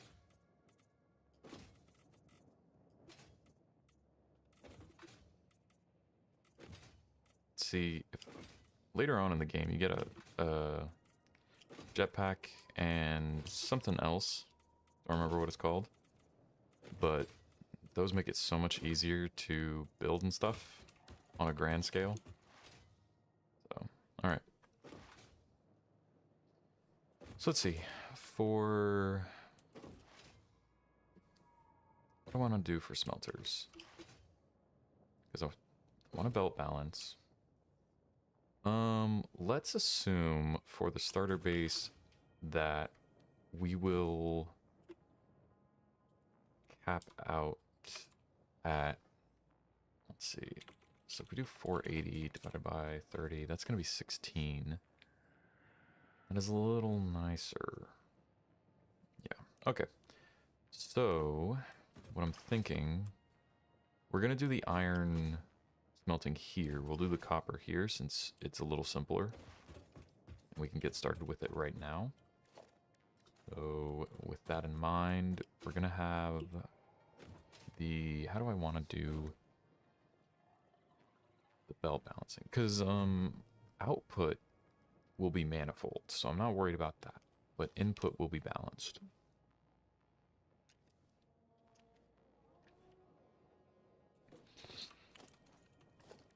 So, for the theoretical max that I'm ever going to really do on starter factory, I think we'll go with 16 to start with. So we'll have them coming in on this line. Do I want to extend it outwards this direction? Probably. But I need more of this. Yeah, let's go get more concrete and plates and such. Do I have any left in here? No. There's nothing in this one. Alright. Let's pick some of this stuff up.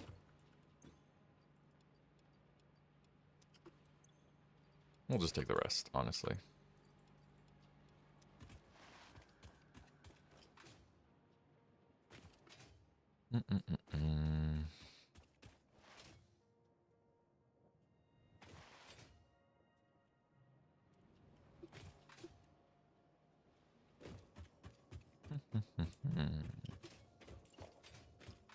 So let's bring that up as well.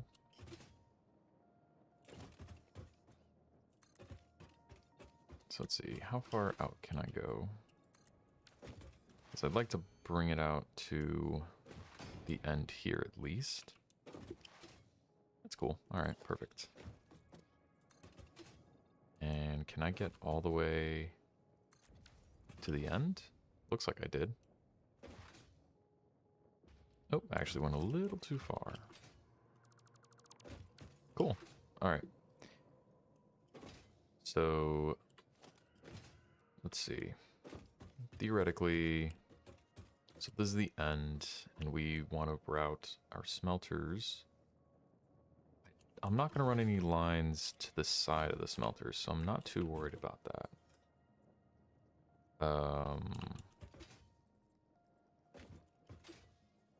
But based off of what happened here, for me to do 9, I'll do 8 on each side, but to do 9, you need 1, 2, you definitely need like 2 of these to be comfortable. So we'll do that. So we'll shift it over so we get 2. And then we'll just place 1 down every foundation. So we'll have 8.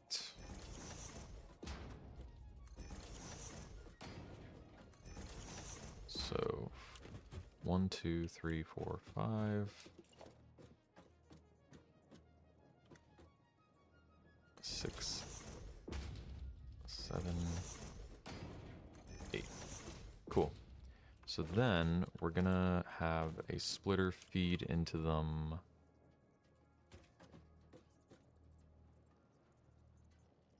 This way. So that's gonna split off to these.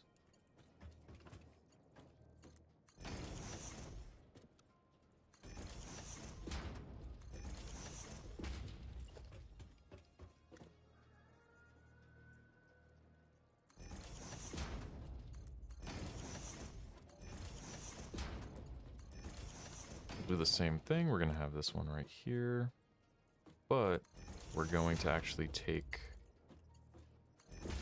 the output that goes to the right and feed it back in on a merger.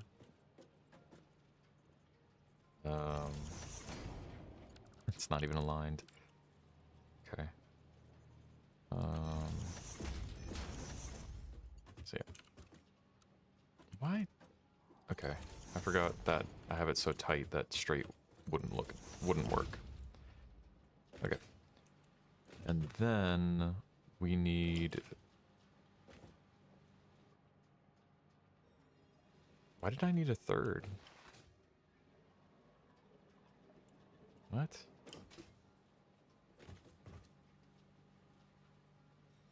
Oh my... Wait, did I do the same thing here? No. Oh, I'm just silly. I don't need a third. Let me go fix that real quick. You just need 1 on ends. Yeah, I just ended up pushing it out for some reason. Wasting some space. Okay. Yeah.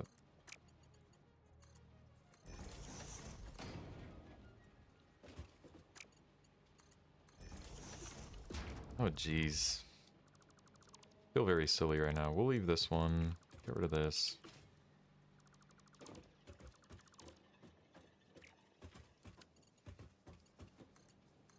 Oops. Nope. You're not supposed to go there. Silly me. I don't know why I thought that for some reason.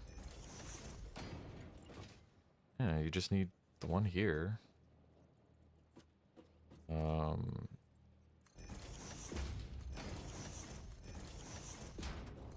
We just won't connect this one up.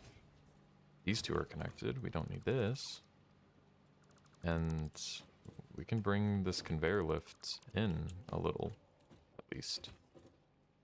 Heck, I mean, technically... no,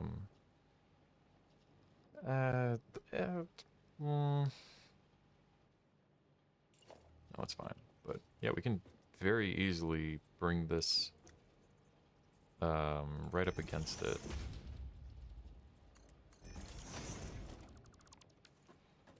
You know, and pretty much have most of the clearance returned. I don't know why... I don't know why I made that mistake. That makes me feel silly. Especially because now, because I did the actual measurements, I have a huge gap. But, I guess it's fine. Yeah, it's... I don't have blueprints, so it's more tedious to move this back one than I care to admit. I think we'll just go with that. We'll just use this swatch for... Whoops.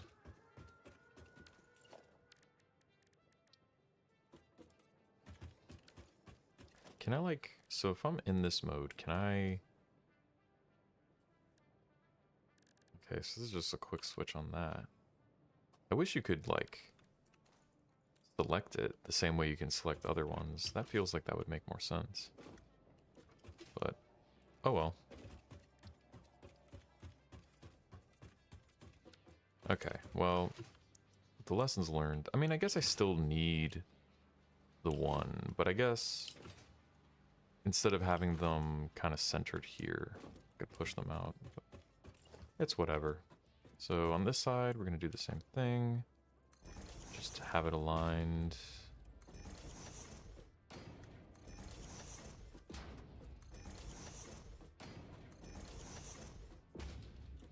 Just got to be careful not to fall off because I don't know where this foundation ends. And that would be a little silly. All right. Oh. Well, I guess since I'm going to use a merger, it's not too big of a deal. So what we're going to do here is... ooh. Can I... oh, I can reach that. That's fine then. We're going to take this belt's output and actually route it feeding back in. And effectively, that turns this into a 8 belt balancer. So, it's cool. We will need to upgrade the belts, but for now, this is fine. Oh, and I can show why I really wanted to do this instead. We can have a power poles running here. Yeah, let's say we run them here. So I can have this one feed all 4 here, have one here, feed all these 4, these 4, these 4. And that makes it much more simple from a logistic standpoint, because normally if I want to chain these, what did I just link together? I linked these two together. That's a little funny.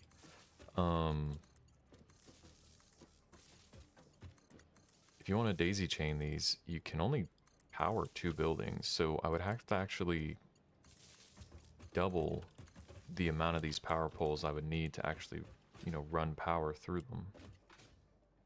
And over here, I can actually end up doing just having one here, one here. And this will actually suffice to feed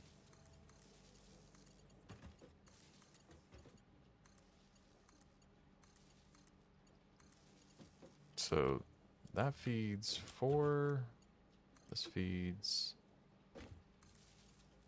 2, and then this one can just go to any. Because it's at the edge of the factory, I'm actually going to give this one to it. I just need one to come in, and then this can feed outward to more nodes, so makes it a little nicer. So we can just duplicate the same thing, but for the time being, 8 smelters I think is enough. I think it's more important to start pulling these out. We need to start making stuff again, since at the moment we're not. We're kind of, while we're doing this, we're not making any progress. From a material production standpoint, we have these nodes that are sitting idle. The important thing to do is get them running.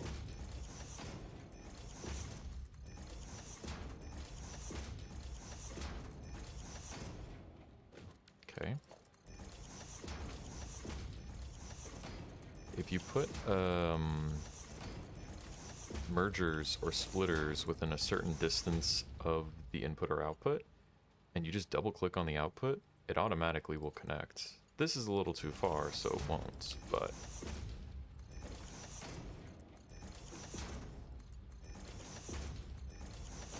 so let's upgrade these to Mark IIs. We'll upgrade them to Mark IIIs later, but the infrastructure is set up so far. So, cool. We have our copper melting finished, so we can take all of these outputs and feed them into 2 different things. Now, I'm trying to think about it. Potentially when I unlock the blueprint smelter, I might actually just separate these two to 2 different lines so that they run at max capacity, and then just route them together. Like, I can just merge the blueprints later. But for the time being, we'll stick with this, even if potentially I'm making a mistake. It's honestly fine. So we'll pull power out over to here.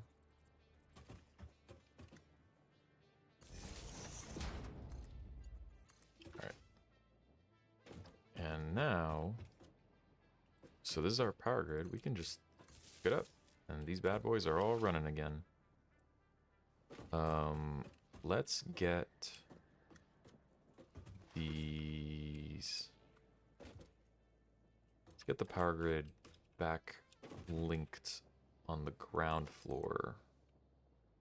I just built something I didn't want to.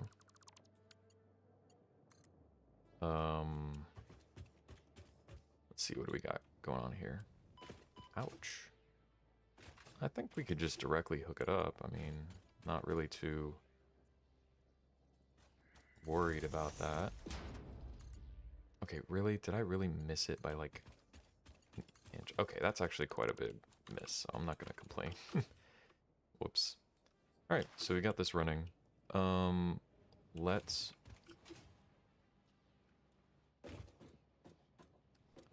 So right now, with Mark 1s, we are producing 120. So we could merge this all into a single 120 belt and not suffer any problems.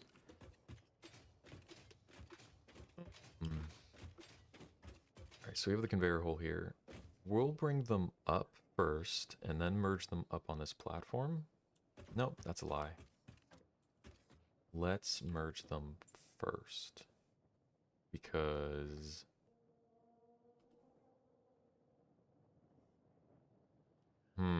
Let's merge, okay, let's merge the two belts that are from impure nodes. So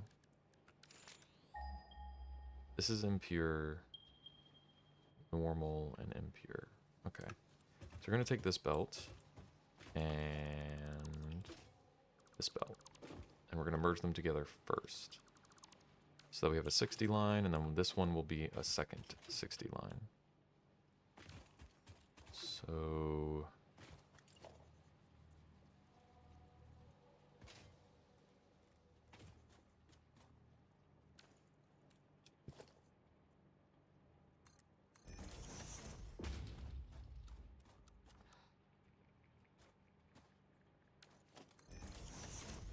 okay. So let's place the merger on here.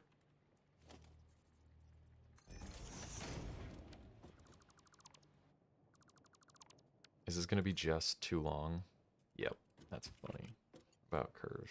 Oh, curve did fine. Cool. Same thing here. Let's go bring this one over. Cool. So these two are going to merge in. So we have a 60 belt, and we have another 60-ish belt here. We're going to move this one over just because of the ramps. And also curve. Curve is nice.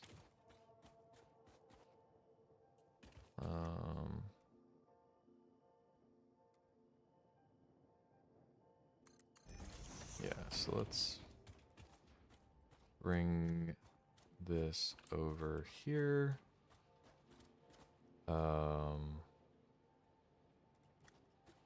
Get this straight.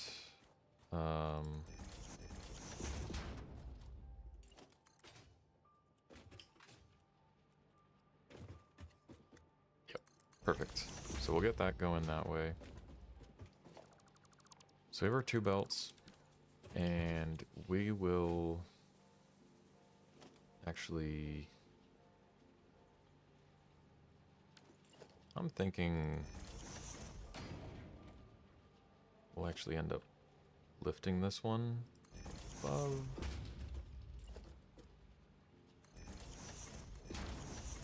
Okay, that might be a little too drastic of an increase in height. That still might be, but we'll see. So we'll have another merger here. That's the correct spot, right? Nope. Too far over. Yep. Okay. So now, if we grab the belt, straight's not gonna like that, yeah. It ever so slightly intersects it, but I really don't think it matters too much. Go for this. Does it clip poorly? It does. Okay. There we go. So we have both of them merging into here, so this will be a 120 belt up. Let's get a... Let's actually add the floor hole to this. The wall hole will be more aesthetic, so I'll concern myself with it later. But for now, we're going to bring it up in here. Oh my gosh, I did it the wrong direction. That's a little annoying that I do that. Alright, cool. So that's flowing in. We're bringing it up. So let's hook up and start producing concrete again. And then we'll move on to copper and so on and so forth. Okay. So we'll just start with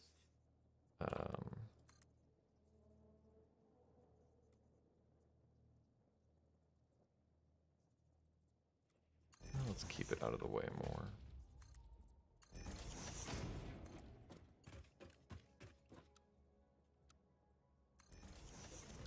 Yep, perfect. So now it's linked up. We go up and check. So it's not going to be perfectly balanced just because I don't have the full amount. I'm running 120 onto 45, so I'm only going to be powering half of these. Honestly, I should probably even kill this belt and just have these running, because that's already going to be slightly underpowered. We're going to be consuming more than we're producing right now, just off of this. So that's fine. We can run just 3 off of it, and we can expand since it's already set up. And honestly, expanding to 3 times our current concrete production is plenty, honestly. Alright, now we gotta do copper. So right now, since we have a 120 belt on the center line, we can do 4 of these machines.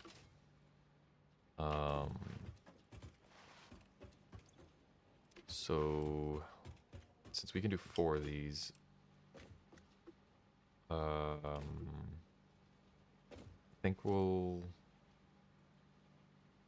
kill this output and these 2, and this will be 4. So this will suffice the 120 we need. So let's put a floor hole right here.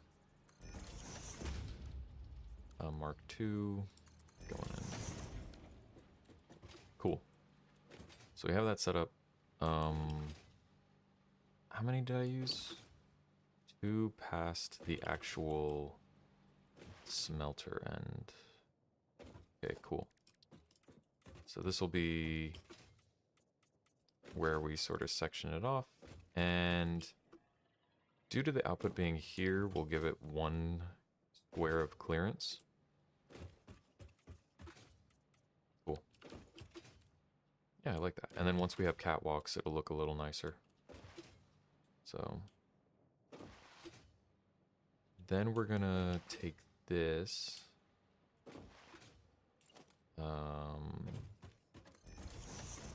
Let's build 2 out.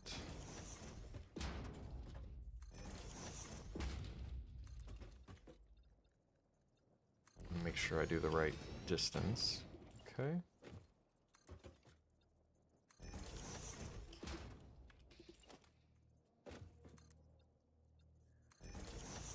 Okay.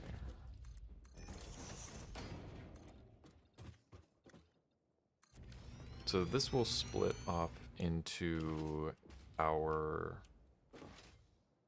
copper sheet, copper cable, and cable, or copper sheet, copper wiring, and then cable. The copper, so honestly we'll just have copper wire and copper sheets. So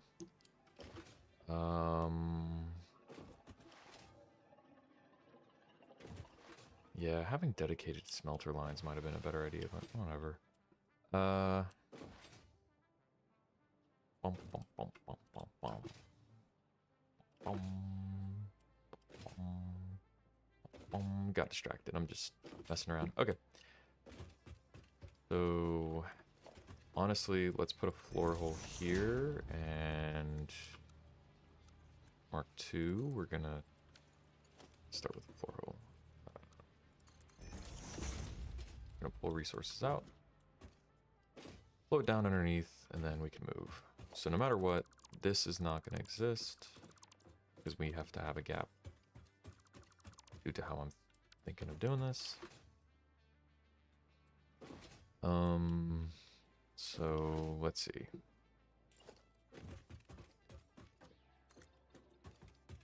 Where does copper end? Okay. I don't think I'm gonna really need more room for the concrete, at least with the starter factory. So I'm comfortable using this region to do the copper, because I think the iron is definitely going to expand more into this area. So let's do that. So to begin with, again, belt balancing. So if I split our copper lines, theoretically, copper lines, we're gonna have 30 times 8, 16. We're gonna have 480, and we will split it off into thirds, with a third going over to our copper sheets and 2/3 going to copper cables, due to having to generate cable or copper wiring, because we need to make copper cables from copper wiring. So 480 divided by 3 is 160. So we have 160 divided by 2. So, or divided by 20 means 8. So we'll have 8 constructors for copper sheets. And we could do 4 and 4. Do I want to do 4 and 4 for that?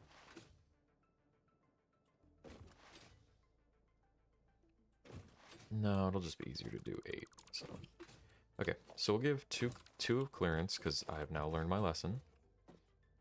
And I don't need 2 clearance-wise on this side. I'm very secure in the fact that I'm not going to be doing that. But let's extend outwards this direction. Oh, wow, that sounded very different. Okay, maybe I made that a little too big, but that's fine. Just pick this color. No reason in particular. Just feel like doing it.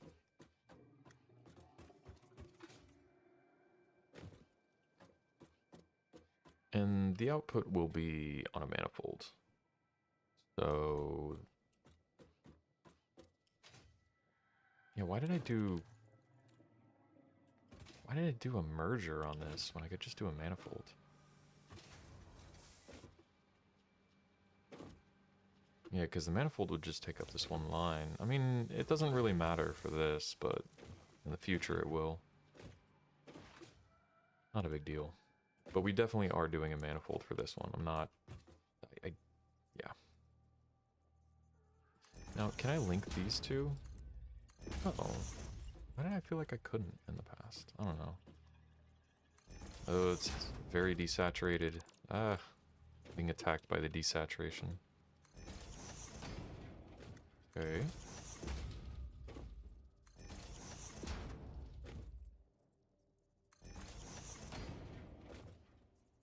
Alright. How much is that? That's 1, 2, 3, 4, 5, 6, 7. So I need 1 more.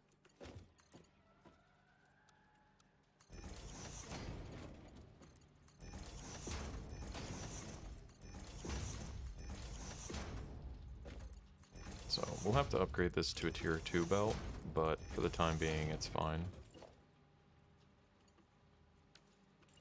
One more of these. Alright. Now, do I want to do the output this direction? Yeah, because we could pull it around.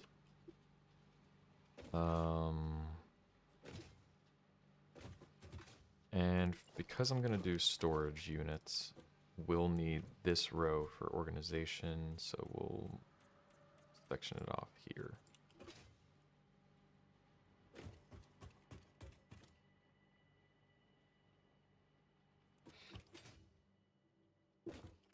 I painted that poorly.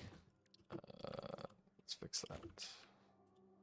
So the output will be on this line, and then we'll wrap around. So we will draw the edge right here. Perfect. So this will be our copper sheet region. And then we will need, we'll make cables, and then copper wiring, and then cables. We'll do both. So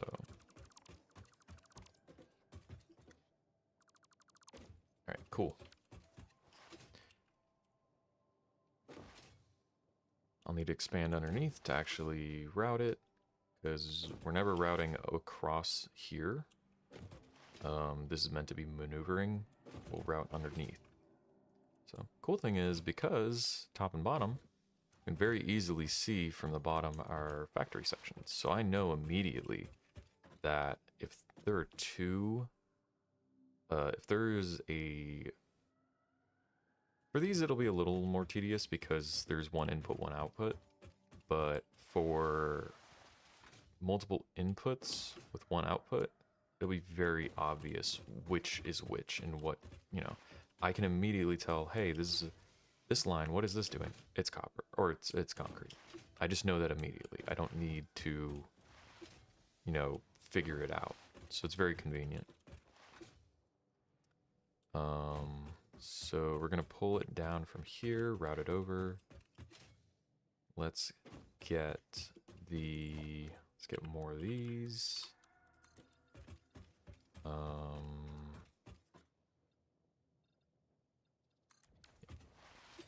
Cool. Let's start feeding the copper into this.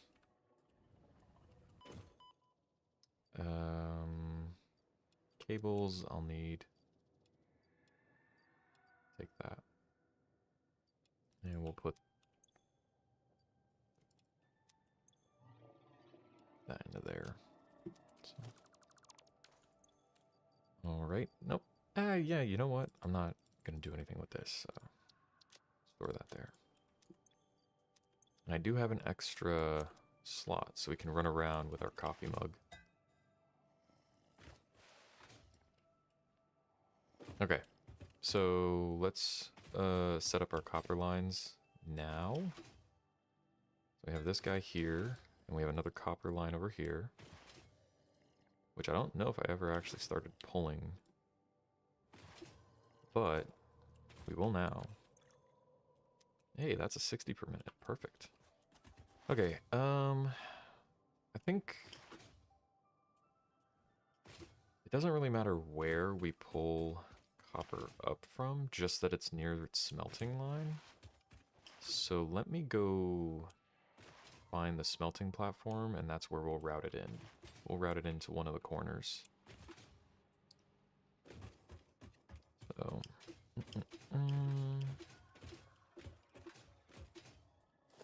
okay. Mirroring the colors will help.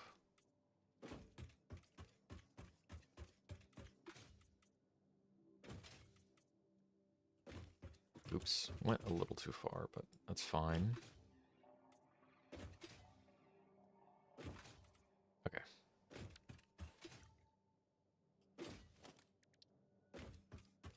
Alrighty. And then we'll grab a floor hole, and let's just put it smack dab in the middle here. So, ouch. So that'll be our input. We'll need Mark IIs, so we're probably, should have done iron, but whatever. Honestly, we could just do a Mark I to get it off the ground. Especially considering we have a copper right here, and one all the way over here. We can do that pretty easily. So let's grab this one first. I think we'll just use this one and leave the other one alone just for the time being. I'm not too concerned about it just yet, at least. Don't want to overlap the dune because I think it looks bad.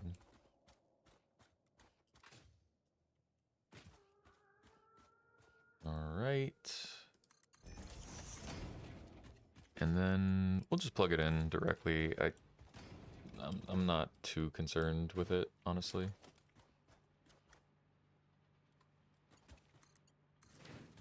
Look at that. All right. So we have this one, and this is a 60, so that it won't run at full, but it'll run enough for now. So let's go back up. Let's connect the outputs. I'm actually gonna break it one more time so that it's only doing 2. So I think we'll just break that and that. So we're just feeding 2 with the 60, and that's appropriate. So I'm not, not really concerned right now, but it'll work. So where's our input node? Right here. So let's bring it down. And then let's bring this one down right here. Look at that. Perfecto. Very clean. No, I mean, look at that. We're having fun. So, copper will inevitably make its way around. Let me go grab more of our iron resources, because we need more. I hope I have enough to hold me over before I actually, like, get to needing them. Like, needing to produce them again.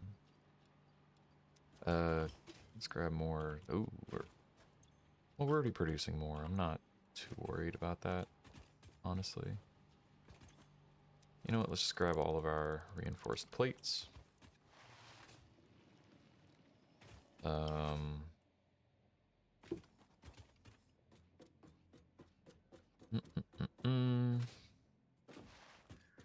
I know for a fact that I'm gonna make the... we'll have it be pink. I know I'm gonna be making it somewhere over in this section, so I can start marking it out. Honestly, I think I'll just do the same amount as copper. Maybe even twice as much, but that'll be 2 separate lines. We won't extend it longer. So I think that's fine to mark out right now. So when I want to start routing the iron in, I can do that right there. Not really worry. How are we doing on the copper? Where's it coming? Where's it going? Can't see, but I mean, I could just nope. Oh, there it is. It's coming up just now. Don't need that much limestone. So let's go take a look. How are we doing? Hey, 340. Not bad. So we'll be making it. We'll split it off. I think I'll just leave this here. We're definitely not gonna feed all of these, and copper sheets aren't nearly as important as copper wire is gonna be. So we'll do baby blue here. And we'll run 2 lines, so I think I'm going to give it the same treatment here. So we're actually going to end up having 4 lines, because this is 1, and we're supposed to have 3. We're going to have 3 total, but 1 here. And to make sheets... oh, sheets you need 20. Okay. I need to readjust my math. Apologies. So, what was it? 480 divided by 3, that's 160. 160 divided by 20 is 8, so that's appropriate. 480 minus 160. 320 divided by 15. Ooh, that's a little gross. That's a little gross, but it's fine. So we're going to have 22, of which 11 are going to feed... so split it in 2, so it's 160 per belt. And that'll be...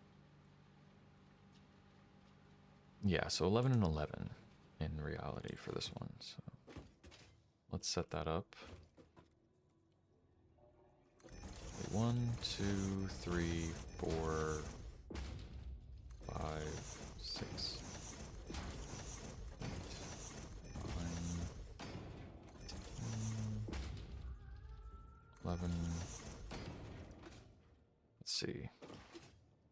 1, 2, 3, 4, 5, 6, 7, 8, 9, 10, 11. I'll leave that one there just to mark where I need to go, but honestly, I think I don't have enough copper really to... I have 60, so a 20 going there, maybe more, and then, so 30 going there, 30 going here. I can only feed 2 of these, so I don't need the rest just yet. But I'll leave them open to getting more. So we're gonna start this one off here.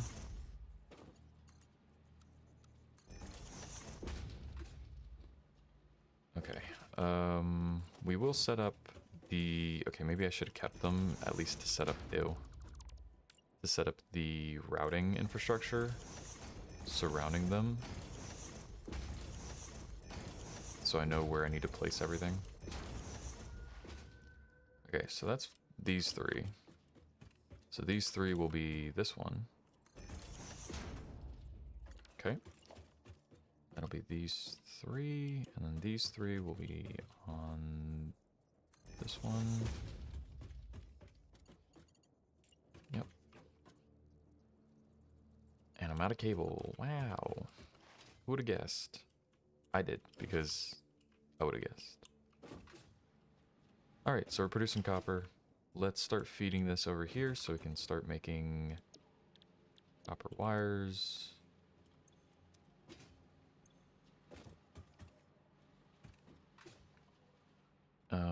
Not too worried about this.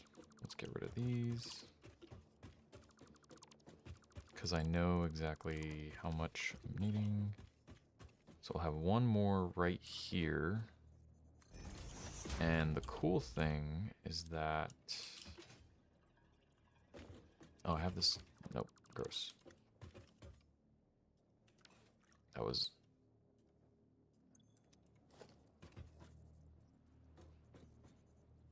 This one will go here, because this will feed these 2. Now, if you notice, I actually have 4 instead of 3, like I normally do. So, what's going to actually happen is we are going to actually run into our blue region a little bit, just a tad. So this one, obviously, this splitter is going to feed here and go to those 3. I forget. Can we get...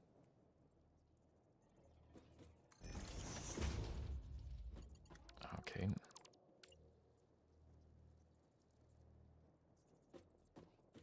Wait, what the heck?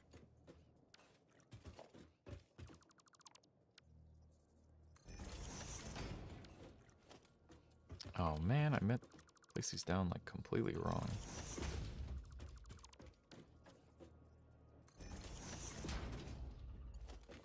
Let's see. So out.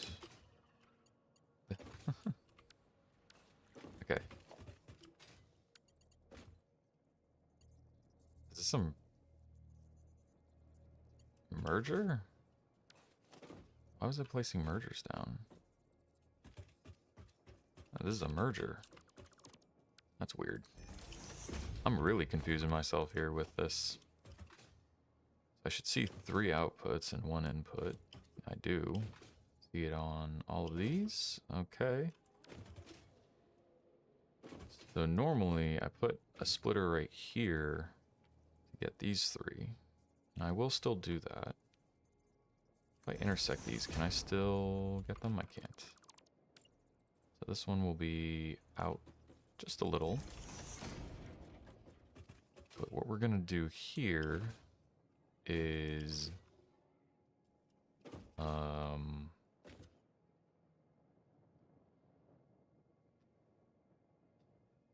let me see.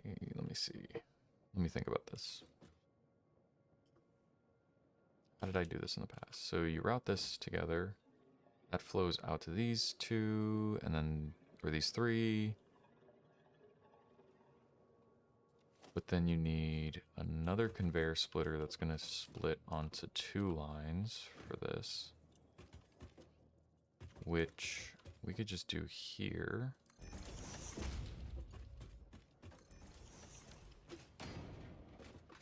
That's that went a little out to feed it, so I put that a little too close. Is it still gonna do it, or is that correct? That's correct. Okay. So this is going to get 50%. This is gonna get 50%. But I don't want it to, so I actually have to get... I have to take this output and actually...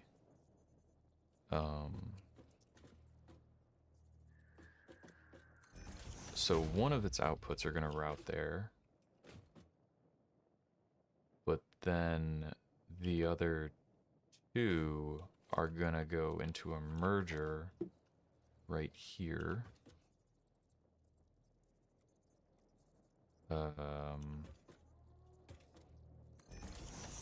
And this is going to flow into a merger. Oh, wow. Okay, that's really bad. I'm going to have to do some mapping real quick and take a quick break. So I'll be back afterwards.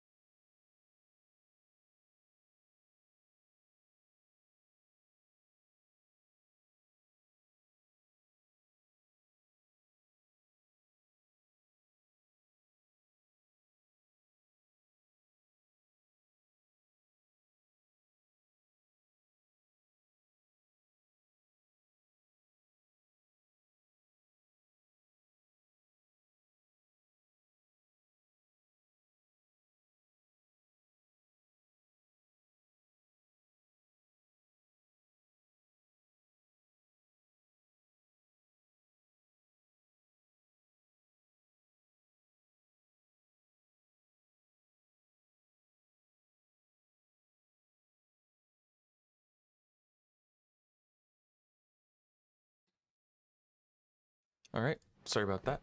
I'm back. I'll edit that out for the video that's left behind.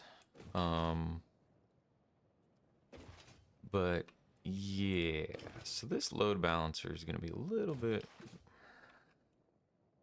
more than a little more space than I thought. No, I said I'm going to do belt balancers the whole playthrough. I have to. I can't turn back.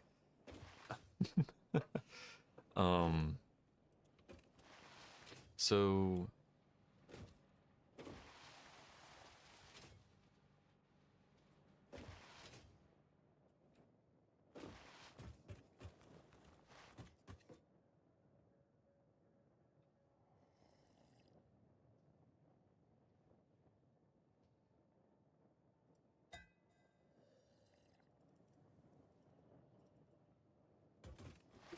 So it one thing about load balancers. So this one, if we do numbers, this ends up being 3 outputs. So does this one, and so does this one. So this ends up having a total sum of 9 for the outputs. This one, on the other hand, ends up being ends up being 3.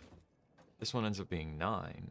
The problem is that you actually have to take the outputs from this one and, you know, properly feed them all back. You can't just like leave the side empty, because if you don't, it's just going to flow through directly and it's going to end up treating it like instead of these two getting 1 each, they're going to end up getting 9 split between them, so 4 and 5. So they'll overflow immediately. So your whole balancing scenario just breaks. So, I think we'll take a quick second to try and figure out, potentially with verticality, how to do this balancing a little nicer. First things first, we have 3, and we should stick with it. But instead of doing,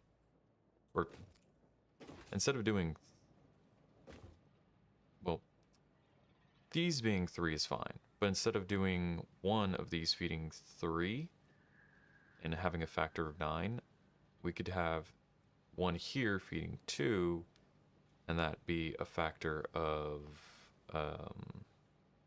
so that this would be 6, this will be 6, and that'll just leave a single output open instead of having these two being fed by its separate set of 9. So we can balance it a little more efficiently, essentially. So to start with, this, instead of being this direction, actually gonna rotate it and have the output face inward. So this will go that way. Oops. I don't know what I just built, but I didn't mean to build it. Click the wrong button. See, that's a travesty right there. And default is slanting. But, oh well, it's fine. It is not the end of the world. Oops, sorry about that. So, the whole point is that then we can route the splitter here for both of them. In the middle, we'll do it, say, here. And then what ends up happening is, I think these stay in the same outputs. We're not changing that. So, yeah, no, this one goes here, and then this one, this direction. So the whole idea that these go this way, this goes that way, etc., etc. And then this one will feed into the splitter over here.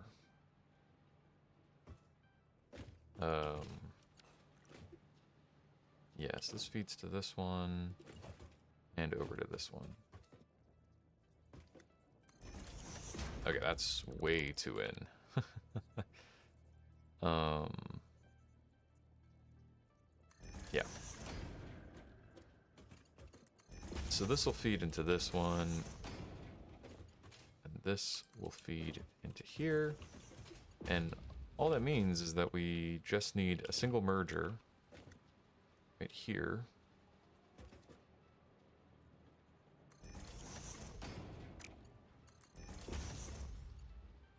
With this one having a loop back. And there we go, it's load balancing complete. So that will account for everything. And so that's a little nicer, it's a little simpler, because, yeah. The only conundrum, and this is something I saw, is that because we are doing a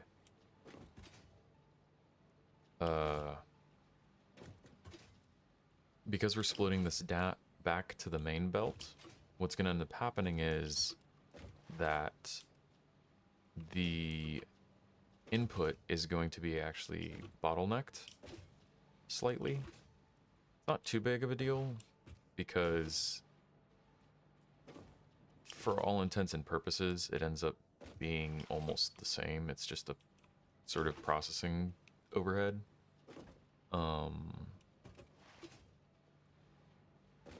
So let's take these off.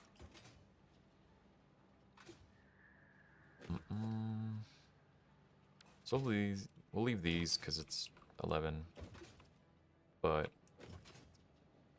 it's a little bit of a conundrum. If I can figure out a way to resolve that, it'd be nice.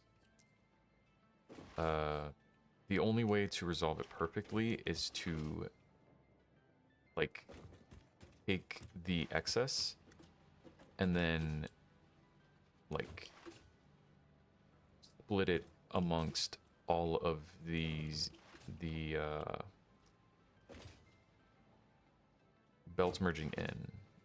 And you can do that in a manifest fashion. You don't have to do that in a load balanced fashion.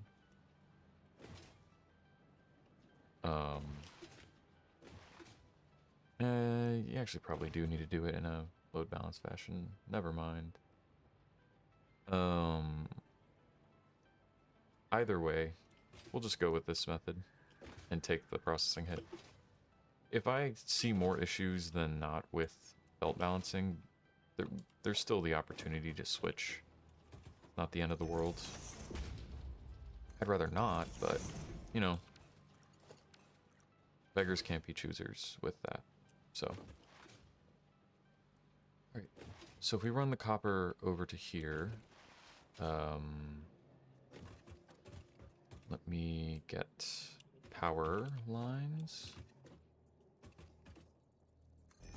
So theoretically here, and then the output will be manifold.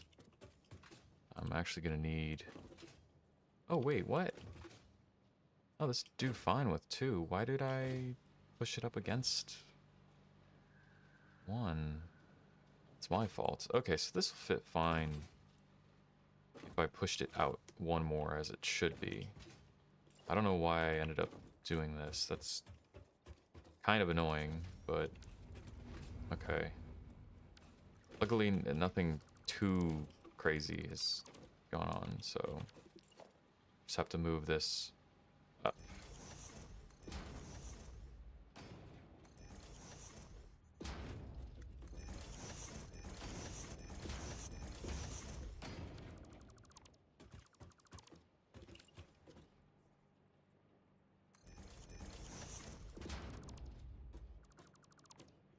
Break that out.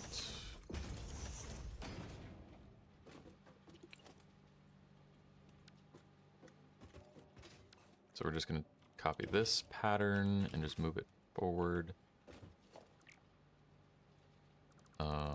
Destroy these 2.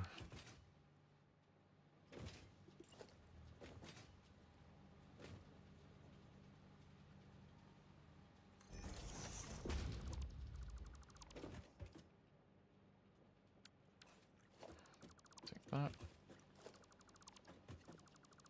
Right. Something here.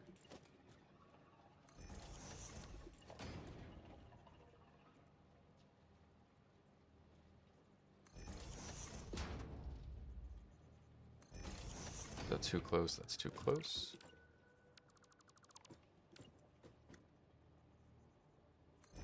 Okay. It's off center. Because of course it is.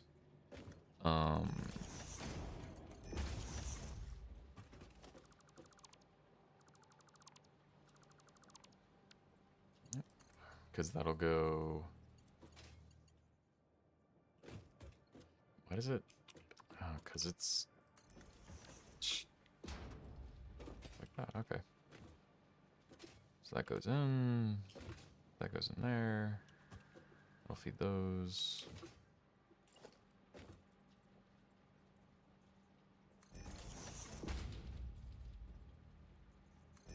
Okay.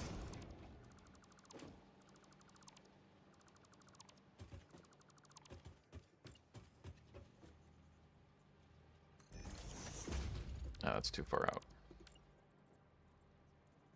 Not really, but like... Okay.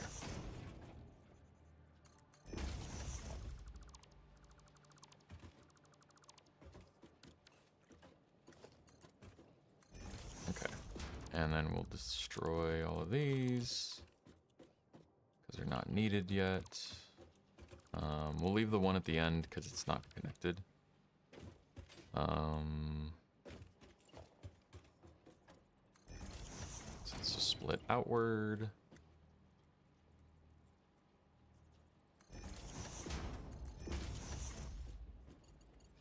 We just won't connect to that one. Okay. Yep. All right. And then we can move this floor hole in one. Look at that. So we do fit comfortably in here. Perfect. So there we go. That's a lot nicer. And then the manifold line coming outward for merging will just be right here. So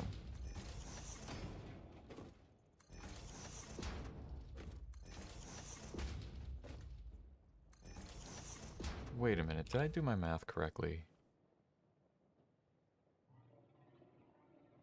Yeah, okay, so it's gonna be, yeah, that's fine.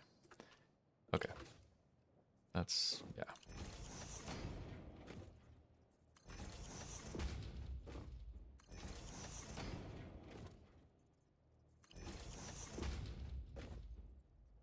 All right.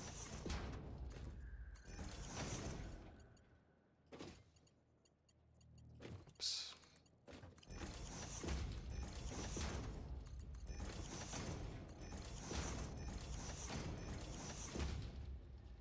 All right.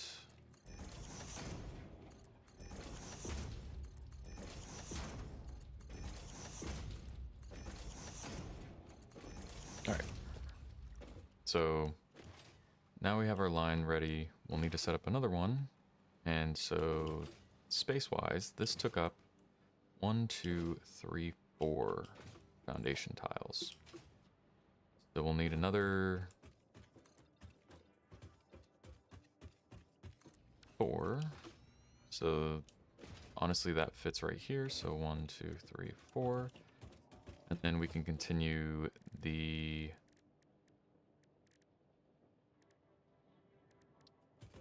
color swatch right here.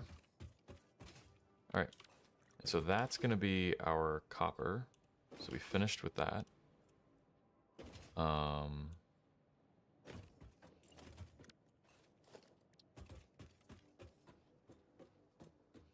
We'll put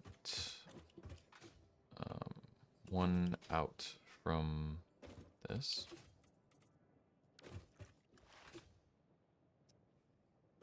Yep. Cool. Definitely gonna run into a conundrum dealing with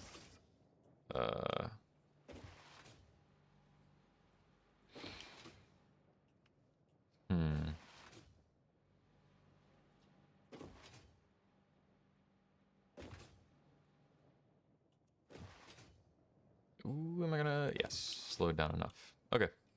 Let's go check on the copper and see what's going on there. So, how about we pull it down on a Mark II just to start with. And then we will split it out. We'll split it right here.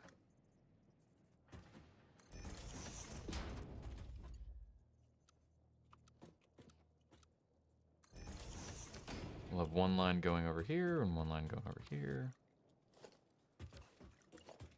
So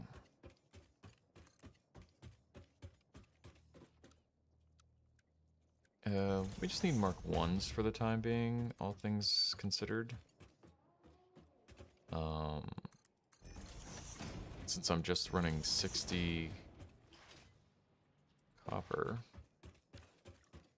Alright, where's the entry port for up here?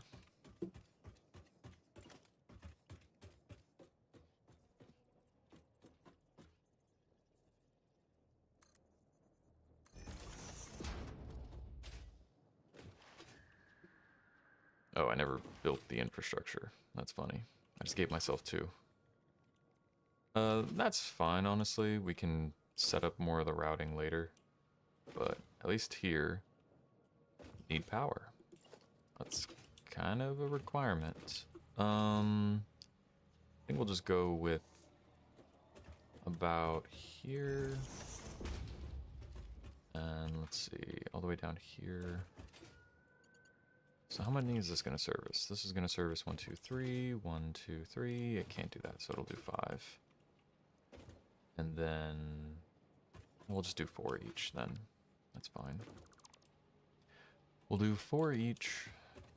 So this will service these 4.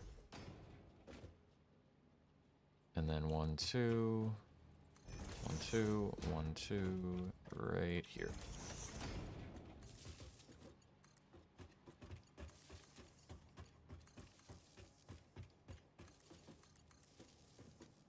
And then we'll pull this line out to here.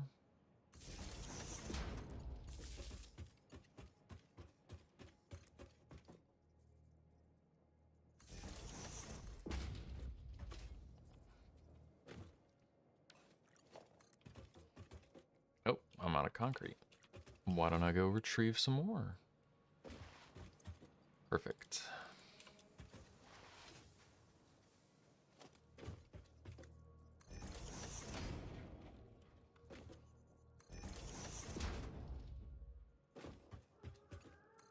Alright. There we go. So now we have power. These are going to start making copper sheets. Nope, nope. Wrong thing. No. Don't make copper wires or copper sheets. No. Stop. They're supposed to make copper wire. I don't know why they were making copper sheets still. Alright. So let's see. There we go.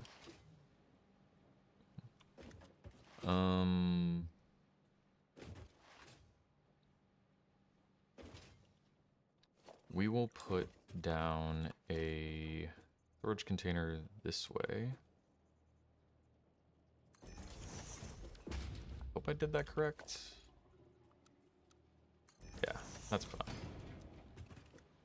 Nope. Copper sheets are incorrect. Cool.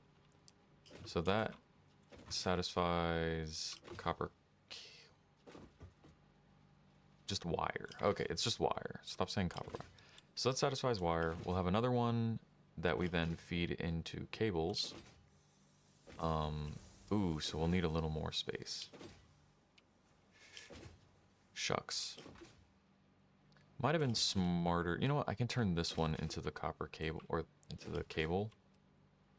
Because then I can go use this space for the cable factory. And then I don't encroach on the iron. I agree. I think that's a good idea. I'll do that. So, okay. Let's get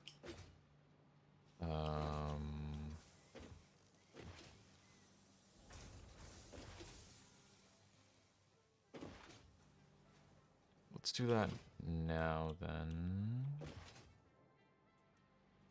Yeah, let's do that now. So the copper cable. Or, let's.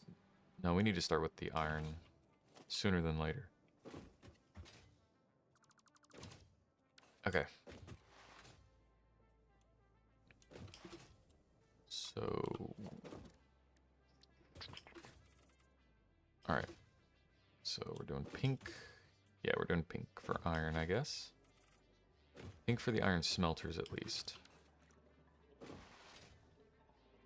And I think we'll do the same thing, because for iron, there are 3 outputs, base outputs. You have rods, you have plates, and you have screws. So we'll do the same thing, I think. I wonder if there's an alternative recipe for cable. I don't know. Doesn't matter too much, but since I already have the alternative recipe for screws, I will definitely be taking advantage of it. So, let's take... We don't need all of these hooked up, honestly.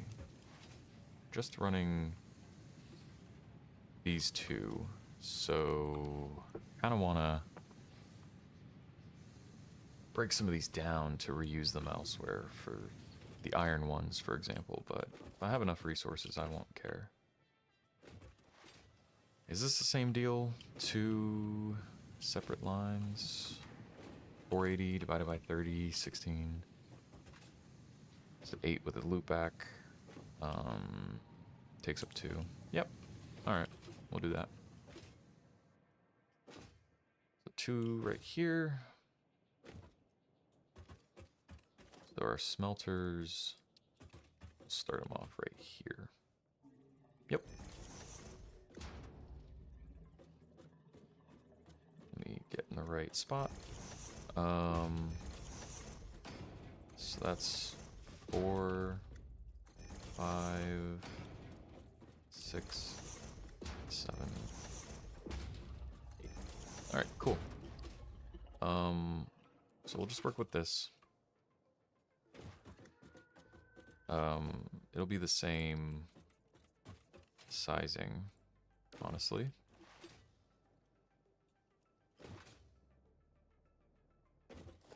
So conveyor splitter.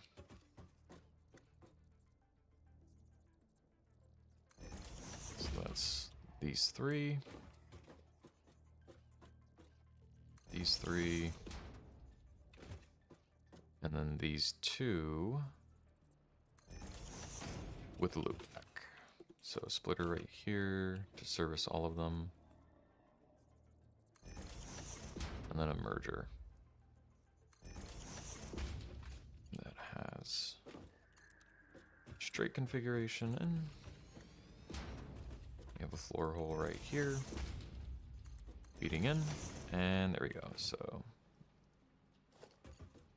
we'll start with this one only, or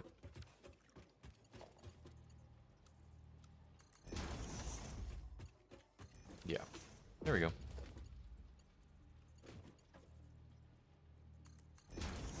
We have way more iron than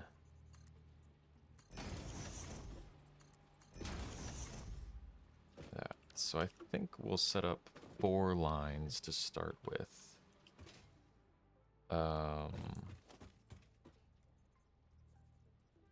See, I definitely should have waited till I got the blueprint machine, but oh well. We learn. It's not that big of a deal. So put that there. Yep. Cool. We'll come back and upgrade all of the belts later.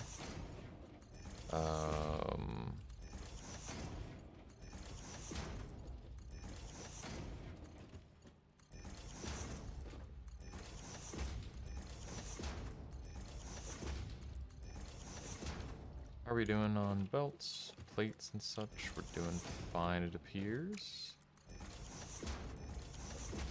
Okay. So, this is our iron smelting. Perfect.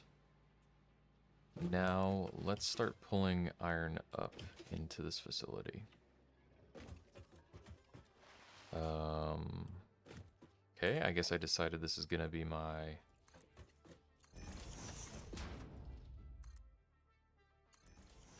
Nope. Wrong way. So there we go. So we'll route all the iron in to here. And then start smelting it. So, yeah, let's start doing that.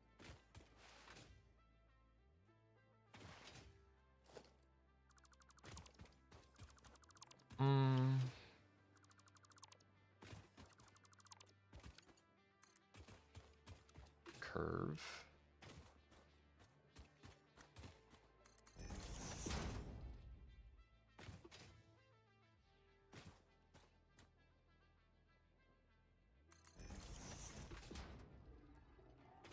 Oh, there's an iron node right there. So we are going to tap that one. Is this a... Let's see. Is this a... This is a pure node. What?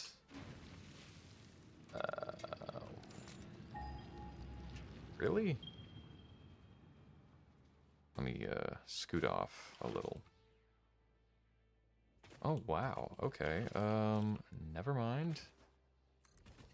Upgrade this to Mark II belts.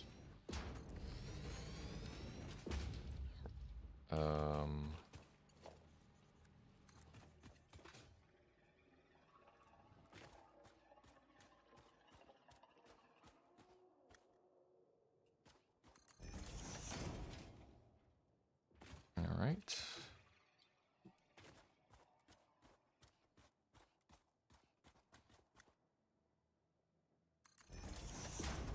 Okey-dokey. All right. Cool. So we already have Mark II going up. I didn't realize it was Mark II already. So it's gone up to here. Honestly, I should, instead of doing 8 the way I did, I should do it as 2 sets of 2. Yeah, because if I do it that way, I can split it into 2 belts.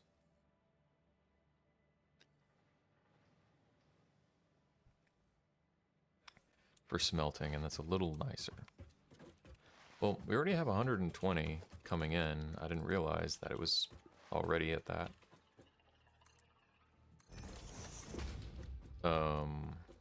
So let me set up.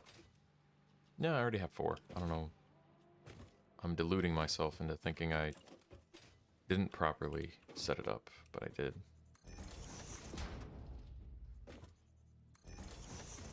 All right. And we're running the power line right here.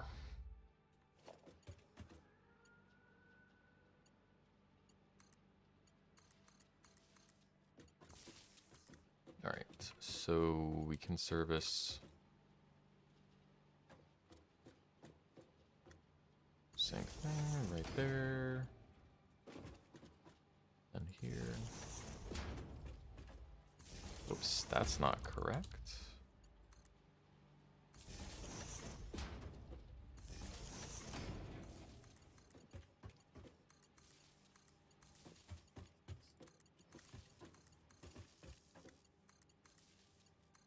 All right, I'm willing to bet my power grid's not doing too hot.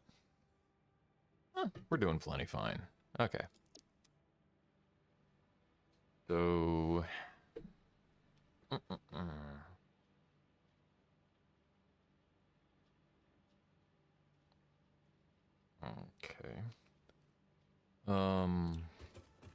Has the iron started flowing? Yes, it has.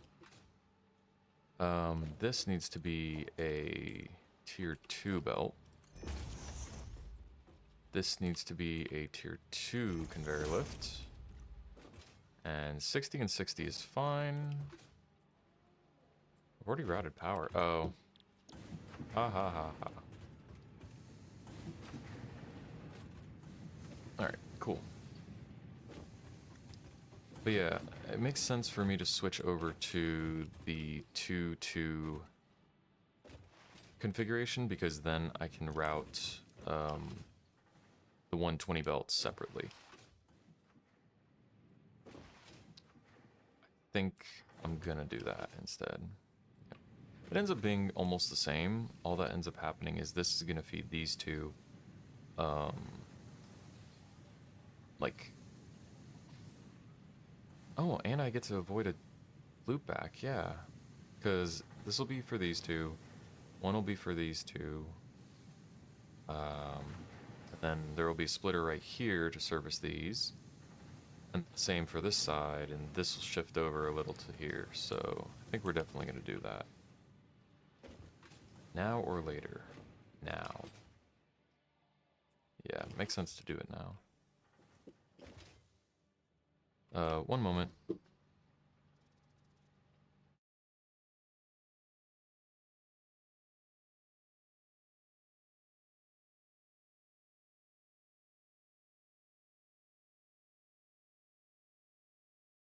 Okay, well, I think we'll leave that as a stopping point to upgrade that, and we can continue working on a factory later.